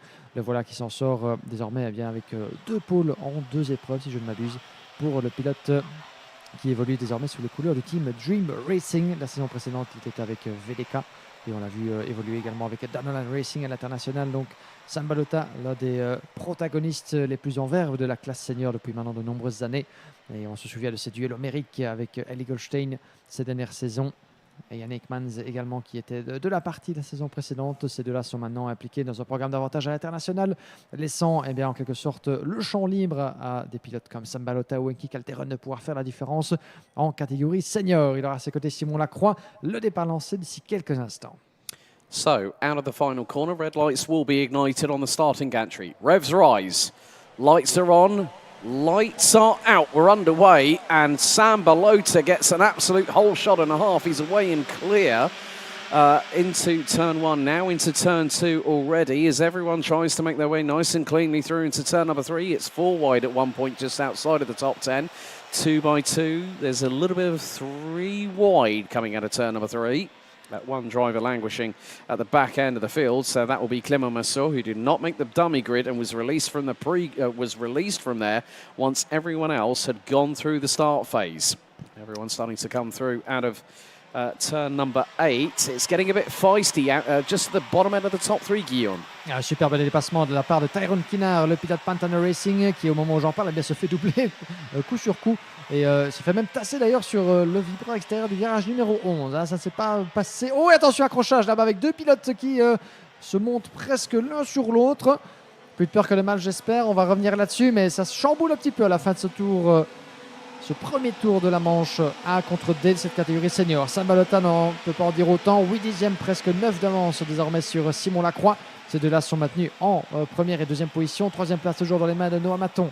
Devant Marcus Guillaume, Sascha Van Patbosch qui a remonté 2 places dans le top 5 devant Mika Vos, Tyrone Kinard donc, qui a perdu quelques plumes dans l'aventure. On est là avec le numéro 226 et Marcus Guillaume sous la pression de Van Patbosch, le pilote néerlandais qui est passé donc du côté de Fusion Motorsport après avoir fait les beaux jours du team RSD et surtout de Victory Lane la saison précédente. Nous avons 2 pilotes du team Fusion, Sascha Van Patbosch et Mika Vos derrière Marcus Guillaume.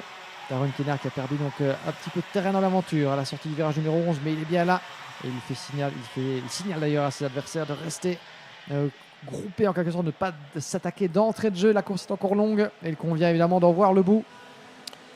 That was Mika Vos actually up the inside. Oh, someone goes very, very wide. I think that was an Eichmann's Grand Prix kart. In that incident a little bit earlier on, I did see a Croc Promotion chassis getting a little bit of a tangle coming through the latter part of the lap. So whoever's on that Mad Croc Promotion chassis is getting a bit hot and heated out there, isn't it? Oui, Tyrone Kinard, je pense, qui a commis une petite erreur, si je ne m'abuse, à la sortie du virage numéro 3. Il a perdu un peu de terrain là-bas sur Marcus Guillaume. Il y a encore de la marge, 6 dixièmes d'avance sur Henk Veuk en 8e position. Regardez-moi ces pilotes qui attaquent allègrement les vibreurs de la chicane au virage 9 et 10. Superbe vue en tout cas. Nous avons le plaisir de les voir au gros plan maîtriser les éléments. Et Tyrone Kinard, vous le voyez ici à l'écran, le numéro 266 sous le colo du team Pantano. 2 chicanes à la fin du 2e et dans le 3e secteur de ce tracé d'Ostricourt. Et Tyrone Kinard très très proche là-bas de revenir éventuellement sur Marcus Guillaume. 1 seconde désormais entre les deux leaders. Sam Balota, Simon Lacroix. Le pilote Dream Racing qui ne se retourne pas, qui fait sa course en tête. Et vous voyez ici à l'écran le numéro 259 et Noah Maton qui revient. Ça va être intéressant la bataille pour la 2e place. Ces deux-là se connaissent très très bien évidemment. Simon Lacroix d'un côté, Noah Maton de l'autre. Sous le même team RSD, bien connu évidemment dans les pelotons du karting belgo-belge et à l'international également. Il convient évidemment à ce stade encore assez prématuré de cette épreuve, mon cher Alex, de ne pas commettre d'impair, de ne pas prendre de risques inconsidérés, puisque en tant qu'équipier, vous pensez forcément à votre intérêt personnel au terme de ce genre d'épreuve, surtout que le week-end est encore long, mais surtout, il convient de ne pas commettre, pas prendre de risques inconsidérés, ne pas provoquer, on va dire, une double pénalité pour l'un comme l'autre et de ruiner éventuellement un solide résultat. Yeah, I mean, coming on to that, you also need to have a little bit of lady luck on your side, and Noah Maton did not have that last time out 6 weeks ago. Last time around actually went purple in sector 1. Marcus Guillaume in 6th, who's now behind Mika Voss in the number 284, has just put in the fastest lap of the race, 56.557. We've got just over 5 minutes and 50 to go. All 30 drivers running at the minute. I think, well, I'm just trying to keep an eye on the scrolling red line at the bottom of each of the drivers at the minute, and there's a couple that I'm getting a little bit concerned about at the moment. They may have a couple of transponder issues, but Noah Maton will want to fight back after what happened on heat stay and a half actually, back at Marienburg, and now is starting to close in on Simon Lacroix. Lacroix is also trying to reel in Sam Balota, who is leading the way in the 290 from Dream Racing. We complete lap number 5. Personal best for Balota, Lacroix, Maton, Van Bosch, Mika Voss, Marcus Guillaume, another fastest lap of the race, 56.483, and is gunning to get past Voss for that 5th place. Battles happening a little bit further back. That was a Victory Lane Kart. Tried to have a look at, might not. Oh, JC Bennett, je pense que c'était. Yeah, the 235, the Irish driver, had some really good flashes of brilliance back at Marienburg. Kevin Bakker has retired, I'm afraid, on lap 3. Celian Wiffels has also dropped towards the tail end of the field, but Marcus Guillaume wanting to have an opportunity to get past Mika Voss, and that could come sooner rather than later. Et on revient ici avec les deux pilotes en 2e et 3e position, toujours en observation sur Sam Balota, Simon Lacroix devant Noah Maton. On va faire le point sur leur écart respectif et surtout sur les chronos des deux équipiers. Séparés toujours par un mouchoir de poche, 8 dixièmes, un peu plus sur Sam Balota. Et vous voyez que ça travaille évidemment, ces deux équipiers, Simon Lacroix et Noah Maton. Ils la jouent très intelligemment dans cette épreuve. Ils savent que ça ne sert à rien de s'attaquer, ça ne sert à rien de se neutraliser, de se faire perdre du temps par rapport aux leaders. Et ils sont en train, tour après tour, ils sont en train de faire parvenir à réduire l'écart. Et le 2,82 malheureusement, c'est Müller qui est allé chercher. Yeah, Mies Müller was running 18th at that point, and I've just seen in our camera off of turn number 1, there was a driver with a Lando Norris race suit on that has just walked into shot and has just got through under their own steam, thank goodness. So whether there's been another casualty by the wayside. On va y revenir effectivement, bien vu Alex. Et à nouveau, un nouveau coup d'œil sur l'écart. 7 dixièmes désormais. C'est intéressant. On voit que le travail porte ses fruits entre les deux équipiers, Simon Lacroix et Noah Maton. Ils sont en train de mettre un petit coup de pression en plus sur les épaules de Sam Balota. Il reste 3 minutes plus un tour, donc environ 4 boucles de ce karting d'Ostricourt. Marcus Guillaume juste derrière qui met la pression également sur Mika Voss. C'est une bataille pour la 5e place. 5 et 6, ces deux-là. Simon Lacroix et Noah Maton qui reviennent de plus belle sur Sam Balota. Ça pourrait nous valoir 2 batailles coup sur coup dans les derniers instants, dans les derniers tours, pourquoi pas, de cette épreuve. Et vous voyez là-bas que le numéro 226, Marcus Guillaume, C'est défait de la pression de Tyrone Kinard juste derrière. Tyrone Kinard qui n'a pas dit son dernier mot non plus. Le pilote Pantano, le 266, juste derrière sur la gauche de votre image. Et pour l'instant, Marcus Guillaume, son focus, sa concentration, c'est sur ce qui se passe devant lui avec Mika Voss juste devant. We could have some interesting battles on our way, Alex, coming towards the later stages of that race, not only for the P1, but for the positions just behind. Yeah, I mean, Noah Maton really needs to get a little bit of a wriggle on. He's 4/10 behind Simon Lacroix, who's put in the fastest lap of the race of 56.436. It's, you know, we've got battles up and down the order. The thing is with the amount of heats these seniors have got to go through over today and tomorrow, it's about conservation. It's about just sort of if you don't want to fight a position, okay, it might lose you a point in the rankings before, you know, we go into the final, you know, before we go into that point where some drivers aren't going to make it through even into the B final tomorrow. So it's just about consistency, and you've got to have that mechanical sympathy. Marcus Guillaume and Mika Voss still battling over 5th place. Voss has made up 4 places. Milan Marzak has made it up from 10th to 8th. Luca Montebello has got past CJ Bennett for 11th position. There's so many battles up and down the order. It's difficult to pick one, isn't it? Très difficile effectivement de mettre le doigt sur quelle bataille suivre. Pour l'instant, le numéro 226 à votre image, Marcus Guillaume, Mika Voss. C'est la lutte pour la 5e place.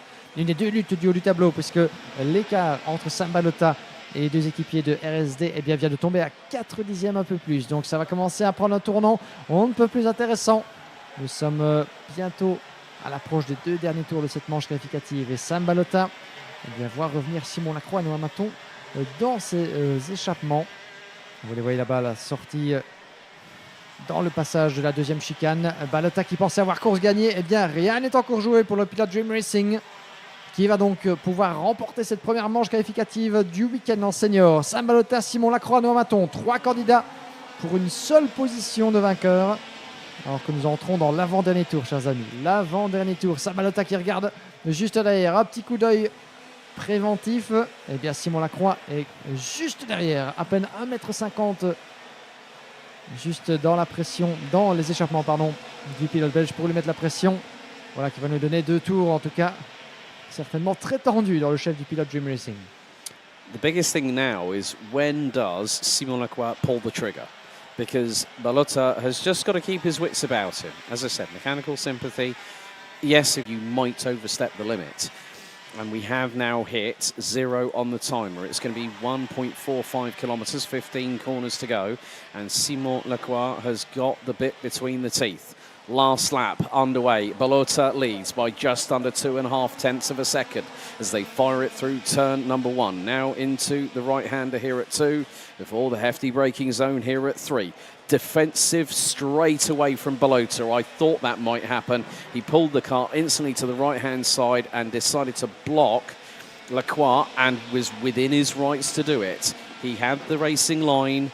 He's the leader. Lacroix's got to get past him.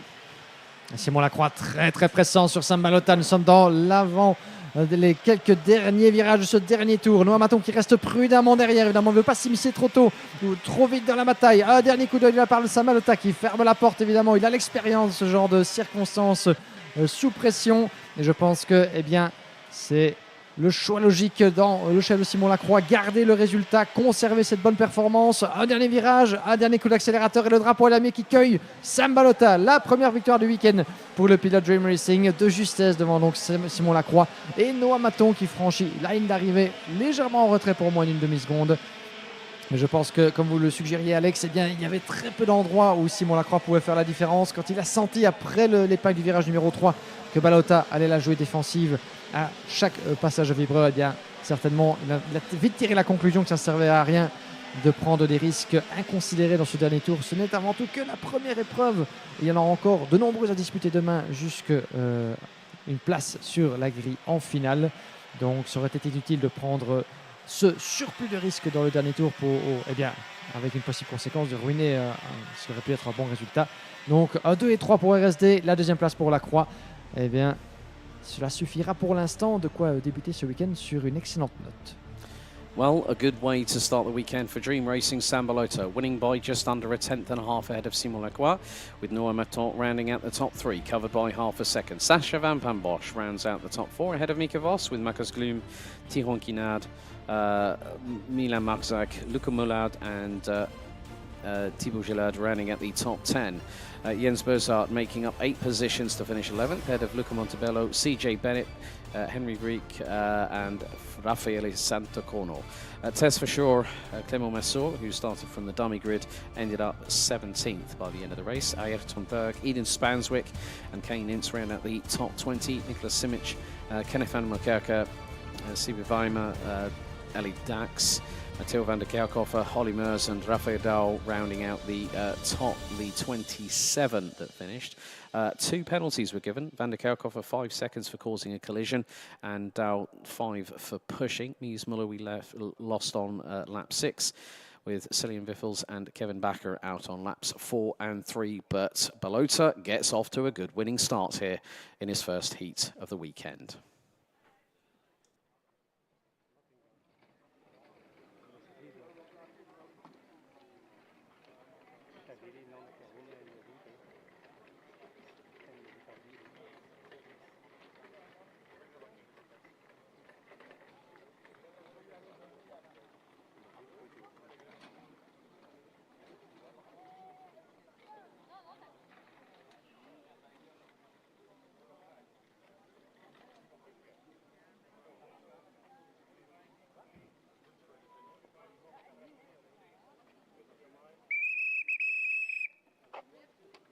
Le timing, c'est le timing. Messieurs, s'il vous plaît.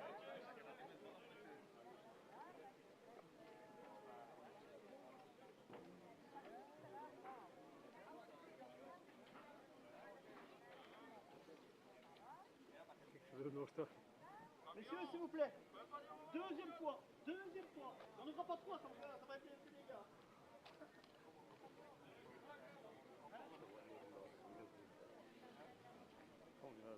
Ja, die gaan in boven ontvangen. Ja, nee, maar ik kan niet zo heel moeilijk. Als we komen.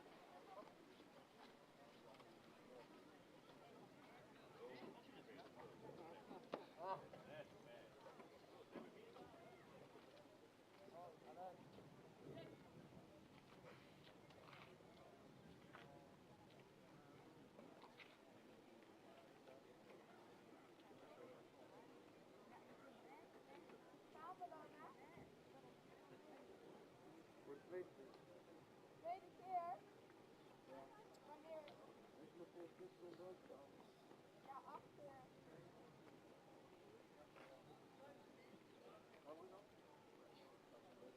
Ja, maar dit is echt gewoon. Volgens mij is het tegen nog steeds een ander vallen. En dan waren we nog steeds hij is gewoon precies op 5, maar hij denkt dat het. Wil je hier al staan? Nou, wel voor die hè? Dan moet je nog de weg blijven wachten. Geen daar hè, maar spannendjes zijn niet nog vast.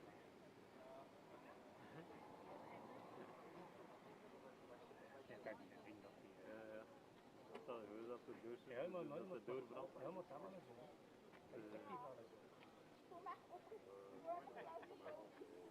Ja, dat mag. Nee, dat mag. Ik weet niet, als er dan nog een link, een band onder zit, maar dat net om doorgaan.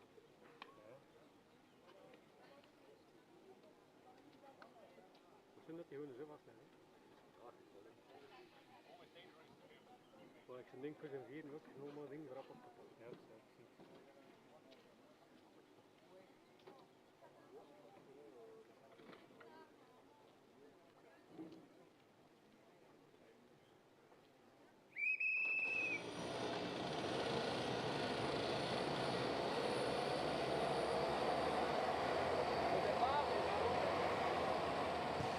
Et nous voilà repartis, chers amis. Bienvenue si vous nous rejoignez sur le karting de la métropole. On reste bien sûr avec la catégorie X30 Senior. Place à la deuxième manche de cette classe, B contre C, avec une première ligne qui sent déjà un petit peu le soufre au vu de ce que nous avons vécu en essai qualificatif. On parle bien sûr de Henk Kalteren, actuellement 3e du classement provisoire du championnat de Belgique. C'était la place où il avait terminé la saison précédente, juste derrière Eli Golshin et Ian Aikmans.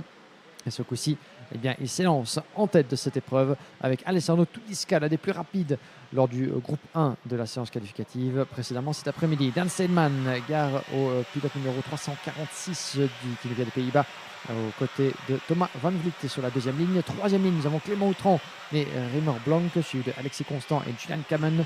Annabelle Briand et Heidi Pruvot sur la cinquième ligne, suivi de Roxane Lantinga et Sean Hogan. Septième ligne, Aaron Ferrazano, champion de Belgique junior il y a 2 ans, et Patrice Kowalewski à ses côtés. Kyo Lee et Reis Newburn en 8e ligne. 9e ligne, Theo Vliegen et Dylan De Vos, suivi de Roberto Bass et Jero Van Devenvoorde.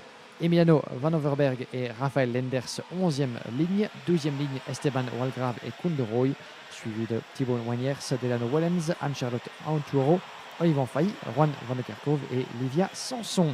Un total de 30 pilotes qui viennent de prendre place sur cette grille de départ. Voyons voir si nous avons tout le monde en piste pour le tour de chauffe et de mise en grille. Oui, 30 pilotes sur la grille, 30 pilotes en piste, toujours sous le soleil et les points de ciel bleu d'Ostricourt. Et une question qui se pose, qui peut donc l'emporter entre Henk Kalteren et Alessandro Tudiska, 2 des candidats à la victoire et au titre cette saison. Tudiska, 2e du classement provisoire du championnat, lui qui avait terminé sur la 2e marche du podium en finale, la Mariembourg, juste devant Kalteren, qui aura à ses côtés. Cela nous vaudra en tout cas certainement une très très belle foire d'empoigne dans cette première confrontation entre ces deux-là ce week-end.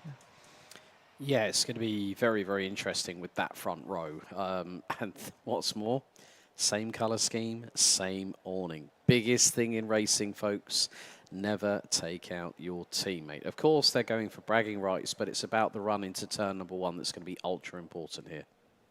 Certainement, avec un premier virage à surveiller de très très près. Et comme vous l'avez souligné, eh bien, nos 2 pilotes de tête nous proviennent du team RSD Karting de la famille Bielan. Donc, certainement pas question de se mettre au tas, si vous me permettez l'expression, dès le franchissement du premier virage. On va en avoir une réponse d'ici quelques instants. Les feux s'éteignent. On est parti! À l'avantage de la pole et la ligne intérieure, excellent départ, mais il se fait légèrement chahuter. Alessandro Tudiska, Henk Kalteren qui prend l'avantage, semble-t-il.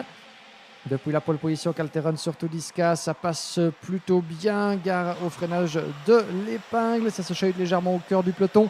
Et je pense que Kalteren avec l'avantage donc de la première ligne. Oh, et déjà un pilote qui se retrouve en queue de peloton et dans l'herbe. On y reviendra d'ici quelques instants. C'est bien parti pendant ce temps-là pour Henk Kalteren, semble-t-il, devant Alessandro Tudiska.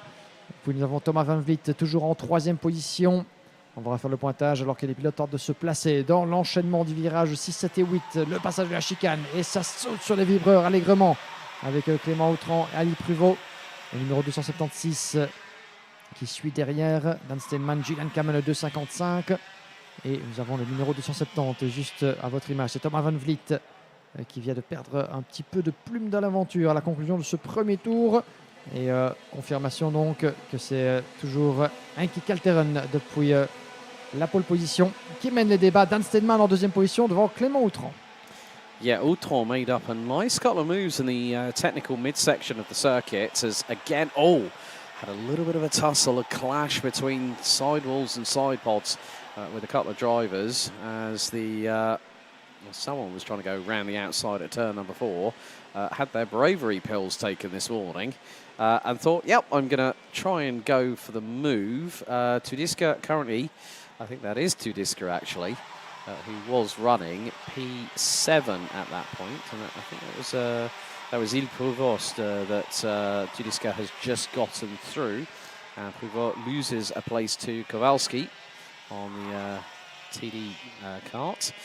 And you've got the likes of Reimer Blanc, Alexis Constant at the back end of this. So there is a cork in the bottle here. And at the moment, it's going to be Kowalski. Patrice Kowalewski, en effet, 8 positions de gagné. Il était 14e sur cette grille de départ. Le voilà déjà qui frappe à la porte du top 6 avec le châssis TD Kart de Thierry Delray. Très belle remontée donc de Patrice Kowalewski. Il a des rookies de cette catégorie X30 Senior cette saison.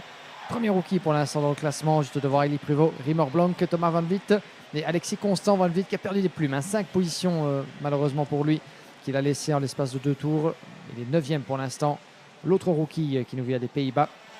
Donc à l'écran, Et bien c'est la bagarre ferme entre le numéro 269, Clément Autran et Dan Steinman. C'est pour la deuxième position. Ces deux-là vont commencer à devoir travailler ensemble. Sans quoi, eh bien, Henki Calteron, qui n'en demanderait pas tant, va commencer à creuser l'écart tour après tour, virage après virage. Clément Autran, donc l'ancien, l'un des anciens équipiers n'est autre que Eli Goldschmidt, évidemment. I've noticed something here, Guillaume. Aaron Ferrazzano has dropped down to 29th. Emilio Fanoferberger is out, but Clément Autran up the inside, through on Dan Steinman at turn 3. That's second for the French driver. Of course, home soil for Clément Autran here at Racing Kart JPR in Ostricourt. Henki Calteron is only about 0.6 of a second up the road. Kowalski's just set the new fastest lap of the race, 56.58. Thomas van Vliet is down in 10th and is not that far ahead of Annabel Bryan in the 383 from the Netherlands. So this is the opportunity that Clément Autran has the opportunity to close on in on Henki Calteron for the race lead, as we have 6.25 minutes to go plus an additional lap. But Calteron at the minute just doing exactly what he needs to. Run his race, stay on the racing line, don't have any mistakes coming out of particular corners, especially turn 1. Effectivement, Clément Autran qui est en train de nous livrer une belle partition là-bas, alors qu'à la corde, c'est un des pilotes RSD, c'est le numéro 265. C'est un très beau dépassement là-bas que Alessandro Tudiska vient de nous signer sur Gillian Kamen. Tudiska, le pilote belge devant Kamen, le pilote Victory Lane. C'était pour le gain de la 4e place dans le virage numéro 3. Tudiska qui doit se mordre les doigts évidemment d'avoir perdu autant de positions en l'espace du premier tour. Et regardez qui revient derrière Gillian Kamen. Eh bien, c'est Patrice Kowalski qui va tenter de faire de même. Le franchissement de la chicane, toujours impressionnant de voir avec quelle vivacité eh bien, les pilotes attaquent le premier vibreur. C'est la maestria dont ils font preuve d'ailleurs pour se maintenir sur cette ligne idéale. Et derrière, nous avons Annie Pruvot avec le châssis de couleur rose aisément reconnaissable dans le peloton, qui est en train également de tout doucement se rapprocher. Annie Pruvot, le pilote français, l'un des régionaux de l'étape, avec Clément Autran dans le top 10. Pruvot qui va tenter donc de se joindre à Patrice Kowalski. Kowalski qui pourrait aller tenter peut-être l'attaque sur Gillian Kamen à l'approche du virage numéro 3. Ça sent bon. Et ça passe à la corde de l'épingle. Bien joué de la part de Patrice Kowalski, pardon.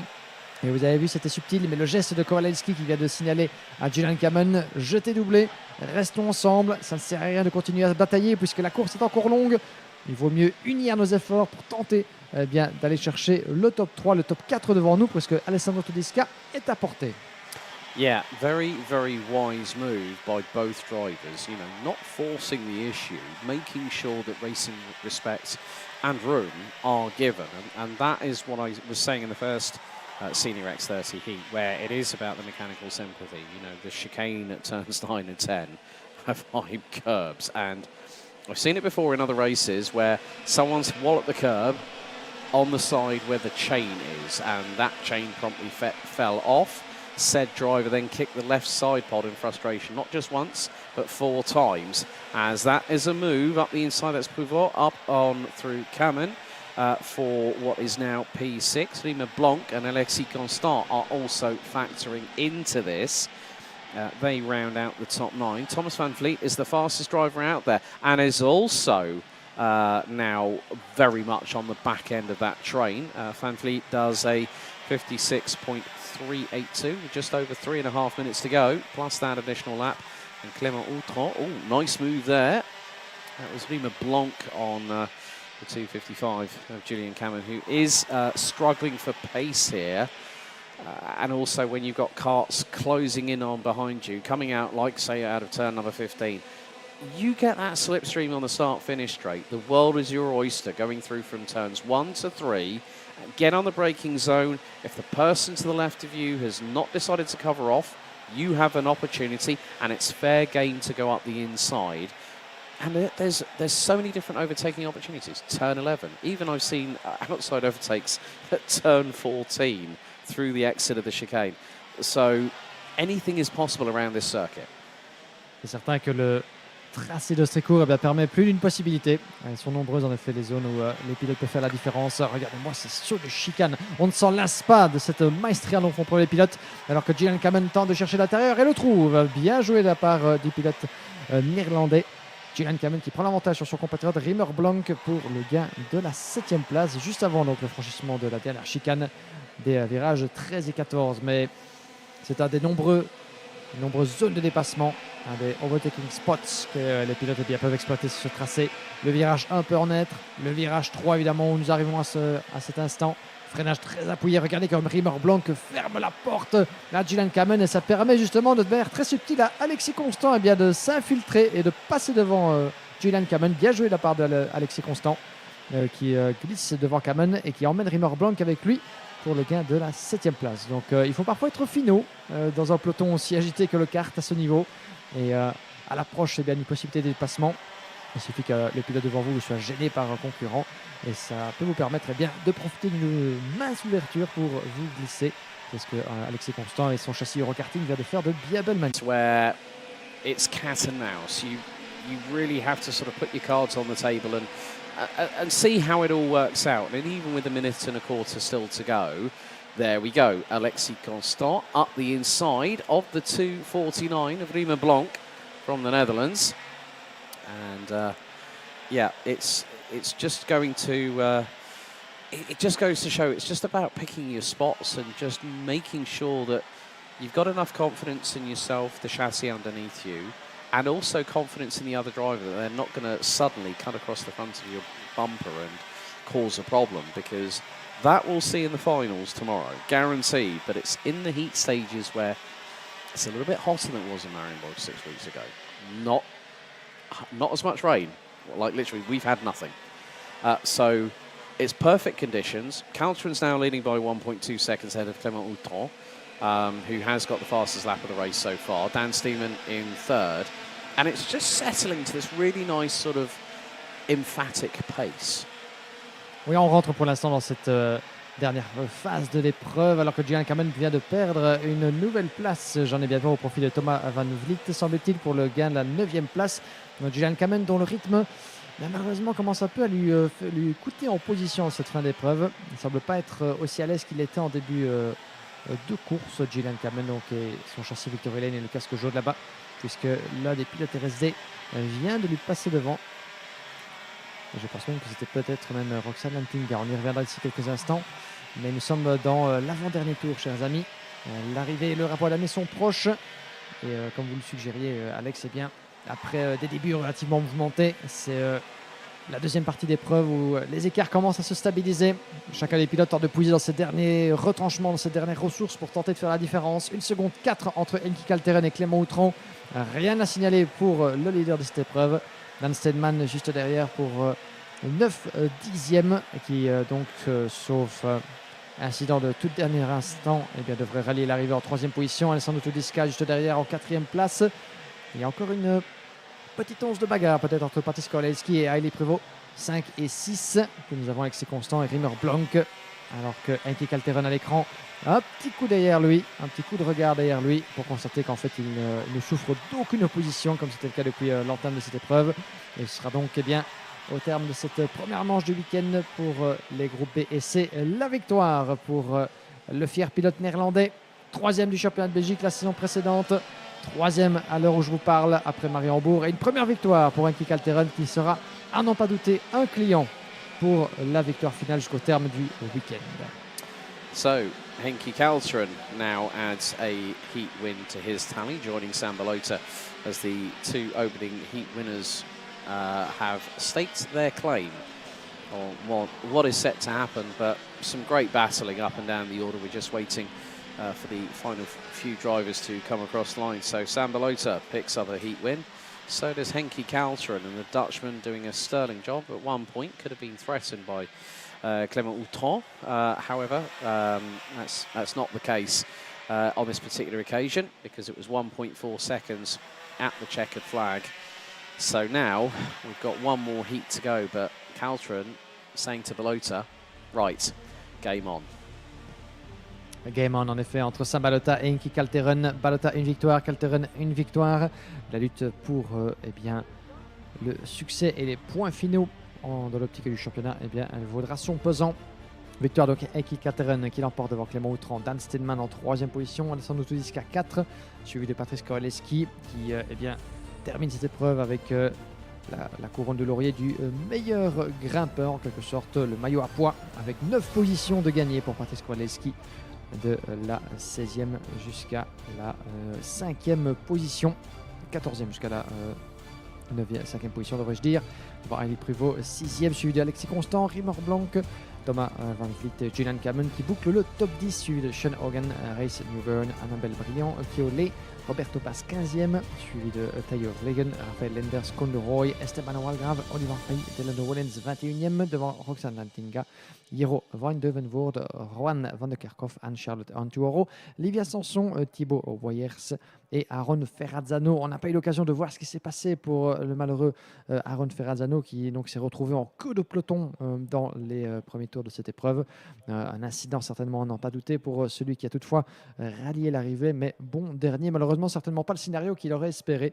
L'ancien champion de Belgique de la catégorie junior et 2 pilotes que nous avons perdu coup sur coup dans cette épreuve, avec Emiliano Van Vorenberg qui n'avait pas pris de départ de cette épreuve et Dinan De Vos qui a dû donc mettre pied à terre avant la conclusion de cette épreuve. Restez bien avec nous, chers amis, puisqu'il nous reste une course à disputer, la dernière de la journée, entre les groupes E et F de la catégorie senior.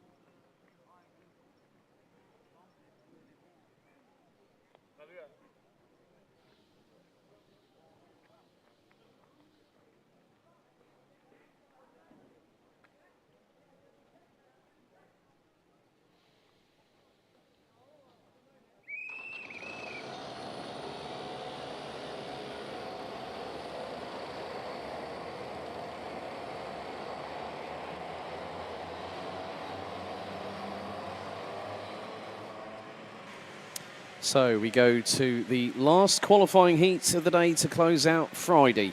And here is your starting grid for X30 Senior, Heat 3, Groups E versus F. Starting on pole position will be Ireland's Conor Grant in the 254 with Metis Meerschaert alongside on the front row. It's an all Danish row number 2. Loritz and Bertram Saxe alongside each other. Bo Heymans and Kevin Lantinga round out row 3 ahead of Matthias van der Kerkhoff and Jack Buckley. Yannis Bouillet and Victor Louis round out the top 10 ahead of François Delety and Charlie Gloom. Lucas Horsika from the Czech Republic hasn't broken the timing beam apparently, so not too sure if there's been a problem there for the 327. Due to start alongside Angelo Milly on row 7. Jules Van Hoel and Sam van der Heyden rounding out the top 8 rows. Tristan Kroon, Keanu Wellens, Max Storm and Gaetan de Brabandera round out the top 20. Ahead of Dennis Boeman, Mirko Wolters, Florent Teerda, Sky de Fourny, Noah Quinzin, Christopher Bingham, Maxime van Schoenwinkel and Quentin Dapoigny rounding out the 28-strong grid. Well, we've had 2 different winners so far. It's going to be a difficult one to pick a winner from this one, Guillaume. 28 pilotes en effet sur cette grille de départ et bon nombre de prétendants qui peuvent faire la différence sur cette grille. Après Enki Kalteren et Sam Balota, eh bien, quelques protagonistes peut-être avec de moindres chances de jouer les avant-postes compte tenu de leur position respective en qualification, même si à ce stade, eh bien, rien n'est encore joué. Le week-end ne fait que commencer. Et même si eh bien, une qualification réussie peut être parfois la garantie d'un week-end qui se passe sans trop d'encombre, l'inverse eh bien, peut être aussi vrai, même si votre séance qualificative dans votre groupe ne se passe pas forcément aussi bien que prévu. Eh bien, un reset lors des manches qualificatives, quelques bonnes remontées, des points engrangés peuvent vous valoir une place sur la grille de départ bien plus satisfaisante. Et donc une conclusion eh bien, à l'inverse du commencement de week-end. On verra ce qu'il en sera pour les protagonistes de cette catégorie senior E contre F. Conor Grant contre Mathis Meerschaert. Les feux s'éteignent. Green, green, green. On est parti. So we get things underway for the final heat of Friday, and it is the run through into turn 2. Some juxtaposing for position. Look at the scramble coming into turn 3, nearly 4 wide. And that was a Tony Kart going round the outside. I think that was Jack Buckley doing an absolute howitzer around the outside, made up at least 2 positions on the spot. But at the minute, Conor Grant is leading the way. And it is a Falcon chassis just behind. That's Loritz Saxe from Denmark, who've dropped down to 3rd position. At the minute as they come through the chicane on the run down into turn number 11. But Conor Grant looking over his right shoulder very, very quickly indeed as they exit out of the corner as Loritz Saxe looks to make a move. Les premiers tours bientôt de boucler et la bagarre déjà qui commence à se dessiner pour la tête de cette épreuve et à la corde du dernier virage. Ça s'est peu vu pour la 2e place entre les pilotes Falcon et c'est Mathis Meerschaert, Lorisach et Bo Heymans en pleine foire d'empoigne là-bas à la conclusion de ce premier tour. Décidément, on ne met pas de gants d'entrée de jeu avec les 2 équipés Falcon juste derrière. Donc Conor Grant, le pilote Victor Lane qui mène le bal avec déjà 6 dixièmes d'avance. Finalement des patins, évidemment Conor Grant pour creuser l'écart alors que derrière ça continue à se battre comme des chiffonniers avec en 2e position les 2 pilotes Falcon. Je pense que c'est Mathis Meerschaert, Lorisach, Bo Heymans. Ils sont dans une poudre, c'était dans une poudre d'escampette en tout cas ces 3-là. Alors qu'à la corde passe le numéro 250 et ça se touche entre les 2 équipiers. Et c'était Mathis Meerschaert effectivement là-bas qui n'en demandait pas tant, mais qui vient de se frayer un passage, mais au prix de quelques touchettes. Et je pense que le 236 on a payé le prix fort, pardon. Yeah, Van der Kerkhoff actually running wide coming out of turn number 8, and it just nearly came to be a big incident at that point. You know, you've got a big rate of closing under braking at that chicane, as there are moves being attempted side by side through T1, and I think that must have been Bertram Saxe through on Mathis Meerschaert for position. And again, you're just seeing how close this is being right now. So through out of turn number 4, down into 5, it really is a bit of a free-for-all in this race. However, Conor Grant has got a lead of 7.5 tenths of a second ahead of Loritz Saxe. Bo Heymans rounding out the top 3. Kevin Lantinga now up into 4th place. Meerschaert and Saxe were battling over P5. Buckley's 7th. Gloom Bouillet and Kroon rounding out the top 10. And again, well, that was a TD kart going wide, coming out of, I think that was the 288 of Tristan Kroon from the Netherlands. And look, they are fighting royally through turn 13 and 14. That is what you call elbows out. Ouais, superbe fois dans le point, en effet, elbows out, on ne met plus de gants. C'est la dernière course au programme de la journée. La première pour ces deux groupes, évidemment, le week-end est encore long, mais ça ne nous empêche pas en tout cas de voir de superbes foires dans le point, de virage en virage, de 397 là-bas du Team Falcon. C'est Bo Iame qui vient de se faire prendre une place par Loris Satch et le 322 en effet du Team TD Kart. Sky de Fourny. Oui, en effet, Sky de Fourny, bien vu Alex là-bas qui s'est retrouvé en tête à queue à l'entrée du virage numéro 3 et qui a repris sa place dans le bon sens, mais à des années-lumière déjà du reste du peloton. Le numéro 300, là-bas, vous l'avez vu sortir de la chicane des deux pilotes Falcon. C'est Bertram Satch derrière Kevin Lantinga, le 296, très très proche. Et juste devant lui, nous avons le 397 de Bo Eemans. Donc une flopée de pilotes du team Falcon Racing qui se battent là-bas pour les places d'honneur de cette manche qualificative. Et rien n'est encore joué pour la tête de course non plus. On pensait à un moment que Connor Grant allait pouvoir mettre suffisamment d'espace entre lui et ses poursuivants pour envisager cette fin de course sereinement. Eh bien, il n'en est rien. Regardez, 4 dixièmes entre Connor Grant et Loris Satch. Alors que le 250 à votre écran là-bas, Mathis Merskau tente de se défaire de Bertram Satch. Et il a la pression derrière de Jake Buckley avec le châssis Tony Kart. 3 dans la même image. Bertram Satch, Mathis Merskau, Jake Buckley pour la 5e place. On va suivre ça évidemment très attentivement, mais surtout, mon cher Alex, la bataille pour la première place, puisque Connor Grant et Loris Satch, 4 dixièmes seulement entre les deux, et Kevin Lantinga n'est pas loin derrière. Yeah, and Hymans is not that far behind either, though, with Knight Rider ski mode through that. And we've got one around. That is the 2-3-1 of De Brabandera, unfortunately, who at that point was running P14 ahead of Melly, Van der Kerkhoff, Van der Heyden. So now it is closing up at the sharp end of the field. Top 4 covered by nearly 8.5 tenths. Connor Grant still leads. Lawrence Saxa has been closing as we've had another drop. It's just getting so close for comfort right about now between this top 4. And at the minute, Mershadow's got a fastest lap to his credit, 56.345. But Connor Grant is coming under fire rather rapidly. He could not just lose one, he could lose up to 3 positions and end up being demoted from the race lead down to 4th because he's got Saxa, Lantinga and Heymans right on his 6. And there's the move for the lead. Loritz Saxa through at turn number 11 on Connor Grant. Up until that point, Connor Grant had led every single lap so far and the Dane decided to go for it. Et c'est ce qu'on redoutait évidemment pour Connor Grant. Loris Satch qui vient de prendre l'avantage juste à la sortie du virage numéro 11.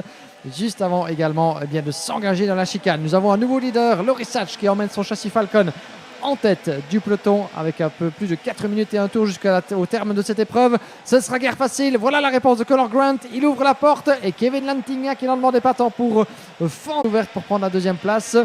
Avec Bo Eemans qui tente également d'en profiter. Superbe bagarre. Ils ne sont pas 1, ils ne sont pas 2, ils ne sont pas 3, ils sont 4 pilotes dans la même image pour aller ceindre les lauriers de cette première victoire du week-end. Laurier tout à fait honorifique, évidemment. C'est ici, on parle de points collectés, on parle de confiance à bâtir. Les 2 pilotes Falcon derrière, 3 et 4, qui vont tenter peut-être de se donner un petit coup de main et d'envisager cette fin de course de la meilleure manière possible dans les intérêts de leur team commun, évidemment. Même si à ce stade, c'est bien sûr les intérêts personnels qui tendent à l'emporter. Du moment que ça ne vous fait pas prendre de risques à considérer et mettre au panier une possibilité de gros résultats. C'est tout ce qu'on demande. Un nouveau tour de bouclé. Connor Grant, Kevin Lantinga 1 et 2, Loris Satch et Bo Eemans qui leur donnent la chasse. 6 tenths covering the top 4. Hold on to your hats, folks, because there's going to be more Chinese fireworks than in Chinatown in London at the moment. Because, look, Meerschaert is now catching them. Bertram Saxa is not too far behind. Jack Buckley can factor into this. Yanis Bouillet along with that. Victor Louis, even Delati. Well, Delati's a little bit further back, about 2 seconds after Victor Louis. Look at how much air Lantinga got coming through. He's just throwing it through like reckless abandon. Connor Grant is still hanging on to this race lead. Has had Loritz Saxa through on him last time around through turn number 11. I think Lantinga's sizing him up for something rather special in a minute. Et certainement un traitement plus ou moins spécial que Kevin Lantinga va réserver à notre leader Conor Grant, le pilote irlandais, qui lui a donné la réplique au freinage de l'épingle numéro 3. Et les secondes qui s'égrènent. Et voilà Lantinga qui se place à la corde. La porte était ouverte. Et le croisement de trajectoire peut-être pour Conor Grant. Il aura l'extérieur au virage numéro 4. C'est toujours une position relativement délicate. Il doit malheureusement battre en retraite et se retrouve directement sous la menace de Loris Satch. C'est l'opportunité que le pilote Falcon cherchait sans doute pour aller ravir cette deuxième position. Conor Grant qui se retrouve du chassé au chasseur, mais surtout également dans la position de chassé, puisque Loris Satch va tenter de lui mener la vie dure, pourquoi pas dès le freinage de l'épingle numéro 11, et ça passe pour le pilote Falcon. Loris Satch retrouve en deuxième position de contact malheureusement, puisque Mattis Merscott, c'est Bo Iame qui a tenté de faire pareil, et il y a eu contact avec Mattis Merscott et Bertram Satch. That's going to open up the floodgates behind them. We've got 1 minute and 20 seconds still to go. Look, they are still scrapping away. And what this is allowing Lantinga, Lorit Saxa, Conor Grant to get away. Michal is now look, again, we're just seeing how close they are in terms of proximity. One is going to try and pull the pin on the grid. You throw it in the general direction of the rest and see if the pins scatter. And sometimes that can play to a strength, that can play to a weakness. Because if you play it wrong, you're the one that's going to get the short end of the stick, and you might be the one finding yourself either off the track, into the barriers, or into a rival. Oui, certainement, il faut y aller avec quand même des pincettes dans ce genre de bagarre dans les derniers instants d'une épreuve à ce point disputé. Et attention au virage numéro 12 à la chicane, ça passe à la corde, le 380 qui va perdre quand même pas mal de plumes dans l'aventure, et c'est bien passé pour Yanis Bouillet effectivement. On va y revenir d'ici quelques instants, mais Bertram Satch était un peu dans l'embarras là-bas et a perdu encore quelques plumes. Non, il est toujours en 5e position, pardon, c'est Bo Iame juste derrière 6, Jake Buckley, François Delati, Mirko Wouters 9e et Victor Louis 10. Et ça part dans tous les sens ici, alors que nous sommes dans l'avant-dernier tour. Moins de 4 dixièmes entre Kevin Lantinga et Loris Satch. C'est la bagarre pour la première position. Conor Grant 3e. Et les deux équipiers du team Falcon Racing toujours en solide explication. Nous avons le 397 qui prend l'avantage. Bien joué de Bo Iame sur Bertram Satch. Iame donc qui passe 5e au détriment de Satch. Et ces deux-là, en résultat malheureusement de cette bagarre, ont perdu du temps, et c'est tout ce que demandait Mattis Merscott depuis la 4e place. Pour se mettre à l'abri d'un potentiel retour. Je pense pas, j'en ai bien peur pour eux deux. Ils auront assez de temps pour éventuellement aller chercher ce top 4. Well, last lap of the day underway, and Kevin Lantinga leads by just under. Oh, Conor Grant! Oh no, Lorit Saxa just went straight on at turn 1. I think the Dane had a problem. The kart went straight off. Conor Grant saw what was happening in front. Lorit Saxa pulls to the left-hand side. Conor Grant was deep on the apex through T1. So Lorit Saxa on the last lap coming through the first corner is now on the back foot after what was a brilliant performance. And now Conor Grant, I don't think he's done yet. Look, he's closing in to Kevin Lantinga as they go through into turn number 11 for the final time here on lap number 12. Lantinga has just shown a little bit of a clear pair of heels to everybody else. And now makes his way through out of turn number 14. Turn 15 awaits, and Kevin Lantinga from 6th on the grid picks up the win here in Heat 3 for X30 Senior. E versus F, ahead of Conor Grant, who kept himself in the mix right up until the checkered, finishing just 0.265 seconds behind. Mattis Merscott managed to hang on to not only the fastest lap of the race, but third, ahead of Bo Heymans and Bertram Saxa, who round out the top 5. But Kevin Lantinga putting on a little bit of a show for the folks here, and also for the folks watching on the Iame Series Benelux YouTube channel. What a good way to round out the day. But folks, we've got 20 races tomorrow for you all to enjoy. Et voilà une belle manière de conclure ce qui fut une journée déjà intense de compétition âprement disputée ici sur le karting de la métropole. Victoire pour Kevin Lantinga du KCR Racing devant Conor Grant du team Victory Lane. Mattis Merscott qui prend la 3e place, et donc 2 pilotes du KCR Racing dans le top 3 devant Bo Iame et Bertram Satch, les 2 équipiers du team Falcon Racing, suivi de François Delati de Dream Racing, Mirko Wouters 7e devant Jake Buckley, Tristan Krohn et Victor Louis qui donc bouclent le top 10. Mathias Van de Kerkhove 11e, suivi de Charlie Glum, Sam van der Eyden, Yanis Bouillet, Angelo Melli 15e, 16e position pour Max Storm, suivi de Christopher Bingham, Florent Dierda, Keanu Polenz, Maxime Skonwinkel, Gaëtan de Brabander, Sky de Fourny, Noah Kinzen, 23e et dernier puisque Laurie Satch, vous l'avez vu, a tiré tout droit dans le virage numéro 1 à l'entame du dernier tour. Il est toutefois classé, mais bon dernier avec un tour de moins. Semble-t-il un souci moteur peut-être au niveau du pilote là-bas qui s'est retrouvé dans de sales draps alors qu'il était occupé à nous faire une super prestation pour clôturer sa journée. Donc la mécanique qui n'aura semble-t-il pas répondu présent jusqu'au bout pour Laurie Satch. Et parmi les pilotes qui n'auront pas vu le drapeau à damier, Denis Bowman, Jules Vanul, Quentin Dapoigny et Luca Orsica, le pilote tchèque qui n'avait pas pris le départ de cette ultime manche qualificative de la journée. Les seniors, donc, chers amis, qui vont donc mettre un terme à cette première des 3 journées de compétition ici à Ostricourt. 5 courses de terminées, 3 pour les seniors, 2 pour les juniors. Mais comme vous avez dit, mon cher Alex, le programme de demain samedi s'annonce plus que copieux avec 20 courses au programme, 20 manches qualificatives. Soyez bien au rendez-vous avec nous sur le coup de 9h40, début de cette série de manches avec la catégorie senior. Nous serons en direct à partir de 9h30 du matin ici en France. 9h35, la grille de départ et 9h40, les jeunes lions de la catégorie senior pourront donc s'exprimer de la plus belle des manières. On espère dans des conditions tout aussi idéales qu'aujourd'hui. La météo devrait être de notre côté pour cette deuxième épreuve de la Iame Series Benelux. Et d'ici là, il me reste de la part de Alex Goldschmidt et moi-même à vous souhaiter une excellente fin de journée, une belle soirée. Et on se retrouve demain dès 9h30 en direct sur la chaîne YouTube de la Iame Series Benelux, sur la page Facebook officielle Iame Belgium, ainsi que toutes les informations et liens sur iamemotorsport.com. On vous a fourni tous les moyens donc, pour ne rien manquer de cette compétition ô combien acharnée entre la crème de la crème des catégories X30 Iame. So that's it from us here. I'm just going to wait for this thing. So, as cleanup happens on the circuit here at the Circuit de la Métropole at Racing Kart JPR here in Ostricourt in northern France, it has been a great way to kickstart the second round of the 2024 Iame Series Benelux season.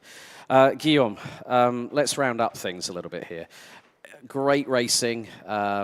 We got off to a shaky start with that first red flag, but obviously that then brought in a firecracker of a race, and then the second one was just as explosive in its own right, and then we had 3 really good races to start off the senior X30 side of the competition. The weather's been on our side. The weather is set to continue like this. And what's more, for those folks not able to make it here to Ostricourt, they can watch from the comfort of their own homes because, folks, we're going live on the YouTube channel at 9:30. Live coverage will start at 9:35, and then at 9:40 we kickstart the first of 20 races, a total of 37 over the weekend. It just really has been a great way to start the weekend with, the first 5 heats. It gets the ring rust after 6 weeks away. Obviously, some of the drivers are doing multiple competitions. Iame Euro Series, Champions of the Future, so many competitions out at the minute, but it's a good way to shake off the cobwebs, dust yourself off, get yourself ready for tomorrow, because it's a busy day. It's going to be a busy day indeed, and a good rest is what we both need, my dear Alex, and everybody on track as well. Thanks again to the marshals, the Orange Army of the Karting de la Métropole, and everybody involved here. Round 2 of Iame Series Benelux is only getting started, and we cannot wait to be tomorrow. Be with us from 9:30 on the Iame Series Benelux live on YouTube, Facebook, and all over the place worldwide, thanks to the live streaming brought by our partners. Not to miss a single bit of what's going to be an intense 20 qualifying heats. See you tomorrow. Bye-bye. Good night.